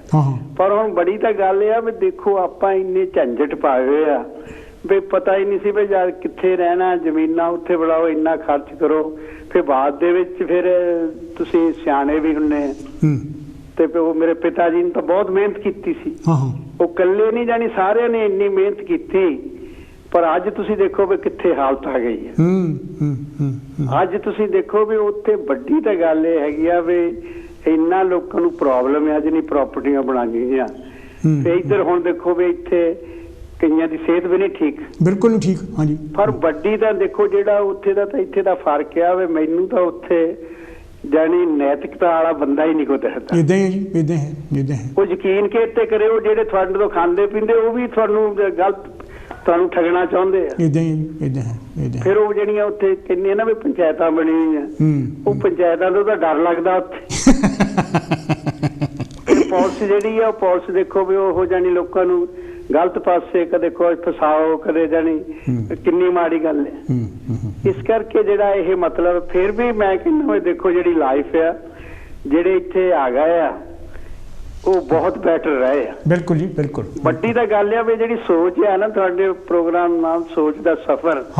ਹੁਣ ਜੇ ਇੱਥੇ ਆਪਾਂ ਆ ਗਏ ਤਾਂ ਆਪਾਂ ਨੂੰ ਇੱਥੇ ਕਿੰਨੇ ਮਹਾਨ ਵਿਅਕਤੀਆਂ ਦਾ ਪਤਾ ਲੱਗਾ। ਇਦਾਂ ਹੀ, ਇਦਾਂ। ਹੁਣ ਦੇਖੋ ਪਹਿਲਾਂ ਚਾਰਲਸ ਡਾਰਵਿਨ ਹੀ ਆ। ਇਦਾਂ ਹੀ, ਇਦਾਂ ਹੈ। ਜੇ ਮੈਂ ਉੱਥੇ ਹੁੰਦਾ ਤਾਂ ਮੈਂ ਤਾਂ ਉੱਥੇ ਦੇ ਘੁੰਮੀ ਜਾਣਾ ਸੀ। ਇਸ ਕਰਕੇ ਵੀ ਗਿਆਨ 'ਚ ਵੀ ਵਾਧਾ ਹੋਇਆ। ਦੇਖੋ ਮੈਂ ਇਹ ਦੱਸਣਾ ਚਾਹੁੰਦਾ ਵੀ ਮੈਂ ਇੱਥੇ ਆ ਕੇ ਈਵਨਿੰਗ ਕਲਾਸ 'ਚ ਪੜ੍ਹਿਆ ਵੀ, ਔਰ ਕੰਮ ਵੀ ਬਦਲੇ ਆ, ਬਿਜ਼ਨਸ ਵੀ ਕੀਤਾ, ਸਾਰਾ ਕੁਝ, ਔਰ ਫਿਰ ਵੀ ਠੀਕ ਹੈ। ਹਾਂਜੀ। ਹੁਣ ਤੁਸੀਂ ਦੇਖੋ ਵੀ ਬੜੀ ਤਾਂ ਗੱਲ ਆ ਵੀ ਜੇ ਤੁਸੀਂ ਇੱਥੇ ਕੰਮ ਕੀਤਾ ਤੁਹਾਨੂੰ ਪੈਨਸ਼ਨ ਹੀ ਇੰਨੀ ਮਿਲਦੀ ਹੈ। ਬਿਲਕੁਲ। ਤਾਂ ਤੁਸੀਂ ਤਾਂ ਬਹੁਤ ਖੁਸ਼ ਆ। ਹਾਂਜੀ, ਹਾਂਜੀ। ਤੇ ਜਾਨੀ ਬਹੁਤ ਜਾਨੀ ਚੰਗਾ ਹੋਇਆ ਜਿਹੜੇ ਆਏ ਆ, ਕੋਈ ਪਛਤਾਵਾ ਤਾਂ ਸਵਾਲ ਹੀ ਨਹੀਂ ਪੈਦਾ ਹੁੰਦਾ। ਪਰ ਸਾਰਿਆਂ ਦਾ ਮਤਲਬ ਆਪਣੀ ਸਿਹਤ ਦਾ ਖਿਆਲ ਰੱਖੋ। ਜੈ ਭੀਮ, ਜੈ ਭਾਰਤ। ਜੈ ਭੀਮ, ਜੈ ਭਾਰਤ ਮੇਰੇ ਵੀਰ। ਇਹ ਤਾਂ ਸੀ ਜੀ ਫਕੀਰ ਚੰਦ ਛਾਣਨੀ, ਜਿਨ੍ਹਾਂ ਨੇ ਆਪਣੇ ਵਿਚਾਰ ਸਾਡੇ ਨਾਲ ਸਾਂਝੇ ਕੀਤੇ। ਜਿਸ ਤਰ੍ਹਾਂ ਮੈਂ ਗੱਲ ਸੀ ਕਰ ਰਿਹਾ, ਬਹੁਤ ਸਾਰੇ ਲੋਕ ਜਿਹੜਾ ਹੈਗਾ ਆਪਣੀ ਜਾਇਦਾਦ ਕਰਕੇ ਆਪਣਾ ਹਿੱਸਾ ਮੰਗਣ ਲਈ ਮੁਕੱਦਮੇ ਲੜ ਰਹੇ ਹੈਗੇ, ਤਾਂ ਉਹ ਵਿਚਾਰੇ ਕਈ ਤਾਂ ਮੁਕੱਦਮਾ ਦੇ ਫੈਸਲੇ ਤੋਂ ਪਹਿਲਾਂ ਹੀ ਇਸ ਦੁਨੀਆ ਨੂੰ ਛੱਡ ਗਏ ਹੈਗੇ। ਕਈ ਤਰ੍ਹਾਂ ਦੀਆਂ ਦਿੱਕਤਾਂ ਉੱਥੇ ਹੋਈਆਂ, ਅਤੇ ਉੱਥੇ ਯਾਨੀ ਜਿਹੜੇ ਲੋਕ ਹੈਗੇ ਉਹ ਵੀ ਇਹ ਮਹਿਸੂਸ ਕਰਦੇ ਲੈ ਵੀ ਇਹ ਕਿੰਨੀ ਦੇਰ ਇੱਥੇ ਠਹਿਰਨਾ ਹੈਗਾ, ਅਤੇ ਜੋ ਉੱਥੇ ਸਿਸਟਮ ਹੈਗਾ ਉਹ ਵੀ ਉਹਨਾਂ ਦੇ ਫੇਵਰ ਵਿੱਚ ਨਹੀਂ ਹੈ। ਹੈਲੋ ਜੀ, ਕੌਣ ਤੇ ਜੀ, ਕਿੱਥੋਂ ਬੋਲ ਰਹੇ ਜੀ? ਹੈਲੋ। ਹੈਲੋ, ਸਤਿ ਸ਼੍ਰੀ ਅਕਾਲ ਜੀ। ਹੈਲੋ ਜੀ, ਹਾਂਜੀ, ਕੀ ਕਹਿਣਾ ਚਾਹੋਗੇ? ਸਤਿ ਸ਼੍ਰੀ ਅਕਾਲ ਜੀ, ਜੈ ਗੁਰੂਦੇਵ। ਥੋੜਾ ਜਿਹਾ ਉੱਚੀ ਬੋਲੋ, ਮੈਨੂੰ ਸੁਣ ਨਹੀਂ ਰਿਹਾ ਹੈਗਾ। ਥੋੜਾ ਆਪਣੇ ਟੈਲੀਫੋਨ ਦੇ ਕੋਲ ਹੋਈ ਗੱਲ ਕਰੋ। ਜੈ ਭੀਮ ਦੇਵ ਜੀ। ਹਾਂਜੀ, ਜੈ ਭੀਮ ਜੀ। ਵੀਰ ਜੀ, ਮੈਨੂੰ ਵੀ 43 ਸਾਲ ਹੋ ਗਏ ਇੱਥੇ। ਮੈਂ 1979 ਚ ਆਇਆ ਸੀਗਾ। ਤੇ ਉੱਥੇ ਪੰਜਾਬ ਪੁਲਿਸ ਦੇ ਵਿੱਚ ਮੈਂ ਜੌਬ ਕਰਦਾ ਸੀ, ਇੰਸਪੈਕਟਰ ਸੀ, ਤੇ ਇੰਡੀਆ ਲਈ ਹਾਕੀ ਖੇਡਦਾ ਸੀਗਾ। ਹਾਂਜੀ, ਹਾਂਜੀ। ਤੇ ਬੜਾ ਸੁਖੀ ਸੀਗਾ। ਆਇਆ ਇੱਥੇ ਸ਼ਾਦੀ ਕਰਾਉਣ ਦੇ ਲਈ ਆ ਕੇ ਮੈਂ ਸਾਰਾ ਕੁਝ ਦੇਖਿਆ, ਘੁੰਮਿਆ ਫਿਰਿਆ, ਸਾਰਾ ਕੁਝ ਦੇਖਿਆ। ਤੇ ਕੋਈ 10-11 ਮਹੀਨਿਆਂ ਬਾਅਦ ਮੇਰਾ ਚਿੱਤ ਜਿਹੜਾ ਉਹ ਉਖੜ ਗਿਆ। ਅੱਛਾ। ਇੱਥੇ ਦੀ ਜ਼ਿੰਦਗੀ ਕਿਹੋ ਜਿਹੀ ਜ਼ਿੰਦਗੀ ਆ, ਤੇ ਬੰਦਾ ਜਿਹੜਾ ਸਵੇਰ ਨੂੰ ਨਿਕਲ ਜਾਂਦਾ ਤੇ ਸ਼ਾਮ ਨੂੰ ਘਰ ਵੜਦਾ ਹੈਗਾ। ਤੇ ਸਹੁਰੇ ਪਰਿਵਾਰ ਦੇ ਵਿੱਚ ਰਹਿੰਦਾ ਸੀ। ਉਹਨਾਂ ਵੱਲ ਦੇਖ ਕੇ ਮੈਂ ਆਜ਼ਾਦ ਖਿਆਲਾਂ ਦੇ ਵਿੱਚੋਂ ਆਜ਼ਾਦ ਉਡਾਰੀਆਂ ਮਾਰਦਾ ਆਇਆ ਸੀਗਾ। ਚਾਹੇ ਉਸ ਵੇਲੇ ਜਿਹੜੀ ਪੁਲਿਸ ਦੀ ਤਨਖਾਹ ਸੀ ਕੋਈ ਜ਼ਿਆਦਾ ਵੀ ਨਹੀਂ ਸੀਗੀ, ਪਰ ਉਹਦੇ ਵਿੱਚ ਸਬਰ ਸੀ, ਸੰਤੋਖ ਸੀਗਾ, ਭਾਈਚਾਰਾ ਨਾਲ ਸੀਗਾ, ਪਿੰਡ ਸੀਗਾ, ਸਾਰੇ ਯਾਰ ਦੋਸਤ ਸੀ। ਇੱਥੇ ਆ ਕੇ ਇਕੱਲਾਪਨ ਜਿਹੜਾ ਉਹ ਮੈਨੂੰ ਥੋੜਾ ਦੱਸਣ ਲੱਗਿਆ। ਪਰ ਵਕਤ ਜਿਹੜਾ ਹੈ ਉਹ ਬੜਾ ਬਲਵਾਨ ਹੁੰਦਾ ਹੈਗਾ। ਵਕਤ ਦੇ ਨਾਲ ਜਦੋਂ ਮੈਂ ਪਿੱਛੇ ਆਪਣੇ ਪਿਤਾ ਨੂੰ ਖੱਤ ਲਿਖਿਆ ਤੇ ਉਹਨਾਂ ਨੇ ਕਿਹਾ ਹੁਣ ਤੂੰ ਪਿੱਛੇ ਮੁੜ ਕੇ ਨਾ ਦੇਖੀ, ਘਰ ਦੀ ਗੁਰਬਤ ਵੱਲ ਦੇਖ, ਤੇ ਜਿੰਨੀ ਕੁ ਤੂੰ ਹਿੰਮਤ ਕਰ ਸਕਦਾ ਜਿੰਨੀ ਕਰਕੇ ਗਿਆ, ਤੇ ਉਹਨੂੰ ਮੱਦੇ ਨਜ਼ਰ ਰੱਖ ਕੇ ਤੇ ਆਪਣੇ ਜਿਹੜਾ ਤੇਰਾ ਗੋਲ ਆ, ਜਿਹੜਾ ਤੇਰਾ ਦ੍ਰਿਸ਼ਟੀਕੋਣ ਆ, ਉਹਨੂੰ ਜਿੱਤਣ ਦੀ ਕੋਸ਼ਿਸ਼ ਕਰ। ਉਹ ਸੂਬੇਦਾਰ ਮੇਜਰ ਸੀਗੇ ਤੇ ਮਿਲਟਰੀ 'ਚ ਰਿਟਾਇਰ ਹੋ ਕੇ ਸਕੂਲਾਂ ਦੇ ਵਿੱਚ NDS ਦਾ ਕੋਰਸ ਕੀਤਾ ਸੀ ਉਹਨਾਂ ਨੇ, ਤੇ ਉਹ PT ਵਗੈਰਾ ਜਦ ਕਰਵਾਉਂਦੇ ਸੀਗੇ ਆਰਮੀ ਦੀ।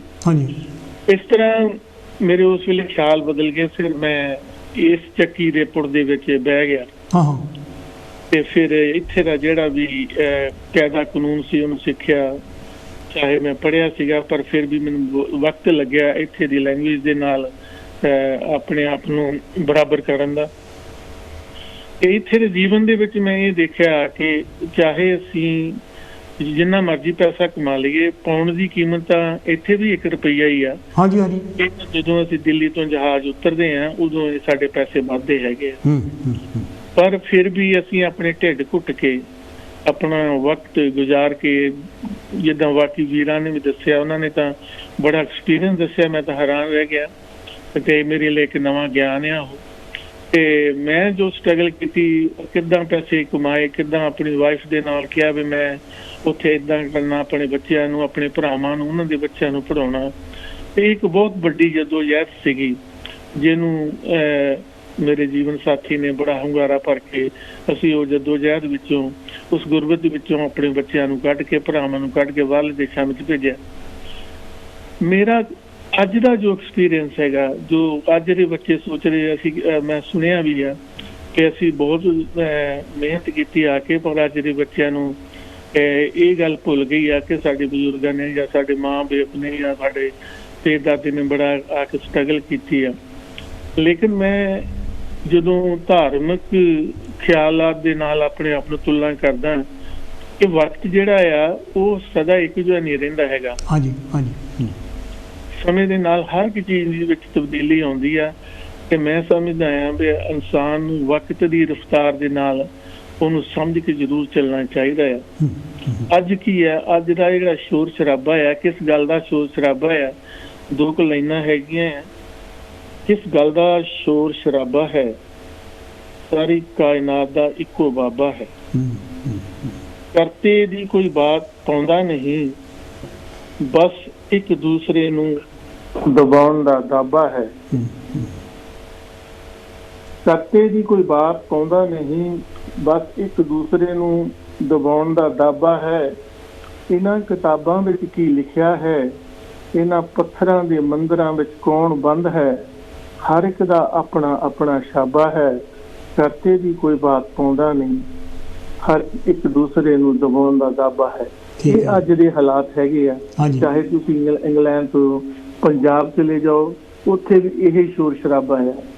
ਇਹਨਾਂ ਮੁਲਕਾਂ ਵਿੱਚ ਦੇਖ ਲਓ, ਯੂਕਰੇਨ ਦੇ ਵਿੱਚ ਜੰਗ ਲੱਗ ਗਈ ਆ, ਗੋਲਫ ਦੇ ਵਿੱਚ ਜੰਗ ਲੱਗੀ ਸੀਗੀ, ਅਫਗਾਨਿਸਤਾਨ ਦੇ ਵਿੱਚ ਜੰਗ ਲੱਗੀ ਸੀ, ਬਾਕੀ ਇਰਾਨ ਦੇ ਵਿੱਚ ਵੀ ਲੱਗ ਹਟੀ ਆ, ਸੀਰੀਆ ਦੇ ਵਿੱਚ ਵੀ ਲੱਗ ਹਟੀ ਆ। ਕਿਤੇ ਵੀ ਤਾਂ ਸੁੱਖ ਨਹੀਂ ਹੈਗਾ ਕਿਤੇ ਵੀ। ਤਾਂ ਅਸੀਂ ਜਿਹੜੇ ਮਨ ਦੇ ਸੁੱਖ ਦੀ ਗੱਲ ਕਰਦੇ ਹਾਂ, ਜਿਹਨਾਂ ਕਾਰਨਾਂ ਕਰਕੇ ਅਸੀਂ ਇਹ ਸੋਚ ਕੇ ਇੱਥੇ ਆਏ ਸੀ ਵੀ ਬੜਾ ਵਧੀਆ ਜੀਵਨ ਹੋਊਗਾ, ਪਰ ਪਰਮਾਤਮਾ ਦੀ ਜਿਹੜੀ ਜਾਂ ਕੁਦਰਤ ਦੀ ਜਿਹੜੀ ਸੋਚ ਆ, ਉਹਦੇ ਨਾਲ ਸਾਡੇ ਜੀਵਨ ਦੀ ਸੋਚ ਦਾ ਸਫ਼ਰ ਜਿਹੜਾ ਆ ਉਹ ਅਜੇ ਬਹੁਤ ਅਧੂਰਾ ਵੀਰ ਜੀ, ਮੈਨੂੰ ਲੱਗਦਾ ਆ। ਥੈਂਕ ਯੂ ਵੀਰ ਜੀ, ਥੈਂਕ ਯੂ ਮੇਰੇ ਵੀਰ, ਥੈਂਕ ਯੂ, ਬਹੁਤ ਬਹੁਤ ਮਿਹਰਬਾਨੀ, ਬਹੁਤ ਬਹੁਤ ਮਿਹਰਬਾਨੀ ਮੇਰੇ ਵੀਰ, ਫਿਰ ਵੀ ਆਇਓ, ਥੈਂਕ ਯੂ।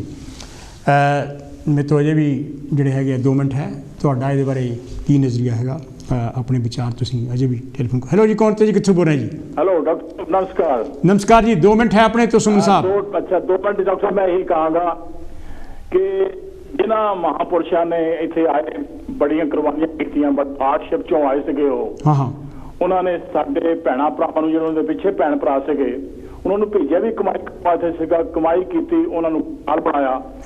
ਪਰ ਉਹਨਾਂ ਵਿੱਚੋਂ ਬਹੁਤ ਸਾਰੇ ਵਿਚਾਰੇ ਉਸ ਖੁਸ਼ਹਾਲੀ ਨੂੰ ਮਾਣ ਨਹੀਂ ਸਕੇ। ਬਿਲਕੁਲ। ਪਰ ਇੱਕ ਵਾਰ ਗੱਲ ਡਾਕਟਰ ਸਾਹਿਬ ਜ਼ਰੂਰ ਕਹਾਂਗਾ, ਇਹ ਉਹਨਾਂ ਦੀ ਮਿਹਨਤ ਘਰ ਜਾ ਕੇ ਅੱਜ ਸਾਡਾ ਜਿਹੜਾ ਭਾਈਚਾਰਾ ਹੈਗਾ ਖੁਸ਼ਹਾਲ ਆ ਔਰ ਸਟਰੋਂਗ ਹੈ ਔਰ ਫਾਊਂਡੇਸ਼ਨ ਸਟਰੋਂਗ ਹੈ। ਬਿਲਕੁਲ। ਔਰ ਡਾਕਟਰ ਸਾਹਿਬ ਜੋ ਤੁਸੀਂ ਉਹਨਾਂ ਦੇ ਜ਼ਖਮਾਂ ਨੂੰ ਹਮਦਰਦੀ ਦੇ ਫੰਬੇ ਲਾ ਕੇ ਅੱਜ ਤੁਸੀਂ ਉਹਨਾਂ ਦੀ ਦੁੱਖ ਨੂੰ ਚਰਨ ਕੀਤਾ, ਮੈਂ ਤੁਹਾਡਾ ਬਹੁਤ ਧੰਨਵਾਦੀ ਹਾਂ। ਆਈ ਹਾਰਟਲੀ ਡਾਕਟਰ ਸਾਹਿਬ ਉਹਨਾਂ ਮਹਾਨ ਲੋਕਾਂ ਨੂੰ, ਉਹਨਾਂ ਬਜ਼ੁਰਗਾਂ ਨੂੰ ਜਿਹੜੇ ਚਲੇ ਗਏ ਔਰ ਜਿਹੜੇ ਹਾਲੇ ਵਿਚਾਰੇ ਜ਼ਿੰਦਗੀ ਨਾਲ ਘੋਲ ਕਰ ਰਹੇ ਨੇ, ਆਈ ਪਰਸਨਲੀ ਡਾਕਟਰ ਸਾਹਿਬ ਮੈਂ ਉਹਨਾਂ ਨੂੰ ਸਲੂਟ ਕਰਦਾ। ਅੱਜ ਜੋ ਕੁਝ ਵੀ ਅਸੀਂ ਹਾਂ ਅੱਜ ਉਹਨਾਂ ਦੀ ਦੇਣ ਹੈ। ਬਿਲਕੁਲ ਬਿਲकुल। ओके डॉक्टर साहब बहुत मेहरबानी। बहुत बहुत मेहरबानी मेरे वीर। ये तो सी जी हरभजन सुमन होनी जिन्होंने अपने विचार साढ़े साझे किए। मेरे तो हुण 1 मिनट तो कुछ सैकंड जान के बाकी रह गए है। मैं अपने सारे वीरों का बहुत बहुत धन्यवादी हाँ जिन्होंने हैलो जी कौन तो जी कितों बोलते कुछ सैकंड ही है। हेलो हेलो साथी thank you for the programme Sachdev. हाँ जी सचदेव जी थोड़े जिहा कुछ सैकंड्स है अपने तो। हाँ हाँ बिल्कुल बिल्कुल। ਆਪਾਂ सिस्टम की गल नहीं कर रहे सारे, ਆਪਾਂ ਚੰਗੇ ਜੀਵਨ ਲਈ ਦੌੜ ਭੱਜ ਕਰਦੇ ਹਾਂ ਪਰ ਸਿਸਟਮ ਦੀ ਗੱਲ ਨਹੀਂ ਕਰ ਰਹੇ। ਹਾਂ ਸਿਸਟਮ ਤੋਂ ਬਗੈਰ ਲਾਈਫ ਚੰਗਾ ਹੋ ਨਹੀਂ ਸਕਦਾ। ਬਿਲਕੁਲ ਬਿਲਕੁਲ ਬਿਲकुल। ਸਿਸਟਮ ਲਈ ਸੋਚਣਾ ਚਾਹੀਦਾ, ਉਹਲੇ ਲੜਨਾ ਚਾਹੀਦਾ। ਬਿਲकुल ਵੀਰ ਜੀ thank you thank you Sachdev ਜੀ। ਸੌਰੀ ਮੈਂ ਇਨਕੀ ਜ਼ਿਆਦਾ ਟਾਈਮ ਨਹੀਂ ਦੇ ਸਕਦਾ ਕਿਉਂਕਿ ਟਾਈਮ ਖਤਮ ਹੋ ਗਿਆ ਹੈਗਾ। ਹੁਣ मैं एक बार फिर सारे वीरों का बहुत बहुत धन्यवादी जिन्होंने अपने बहुत ही मुलवान विचार जोड़े है साढ़े सारे साझे किए। ये प्रोग्राम तुहानूं किहो जिहा लगा ये बारे सानूं फीडबैक यानी कि जरूर दिओ कित्थे यानी किहड़ा हैगा तुहानूं लगदा भी इत्थों होर इंप्रूवमेंट ये की जा सकती हैगी आ। मैं तुहाडे सजैशन सुनने लई सदा तैयार रहना। अगले हफ्ते मैं तुहाडे लई फिर कोई इहो जिहा टॉपिक अपनी किताब विचों लैके आऊँगा तो मैं उम्मीद करदा कि तुहाडा आउण वाला समा बहुत खुशियां दे खेड़िਆਂ नाल भरिया आऊगा तो तुसीं अगले हफ्ते भी इदां ही प्रोग्राम दे विच शिरकत करोगे। इत्थे मैनूं इजाज़त दिओ। Have a good day and best wishes. Thank you.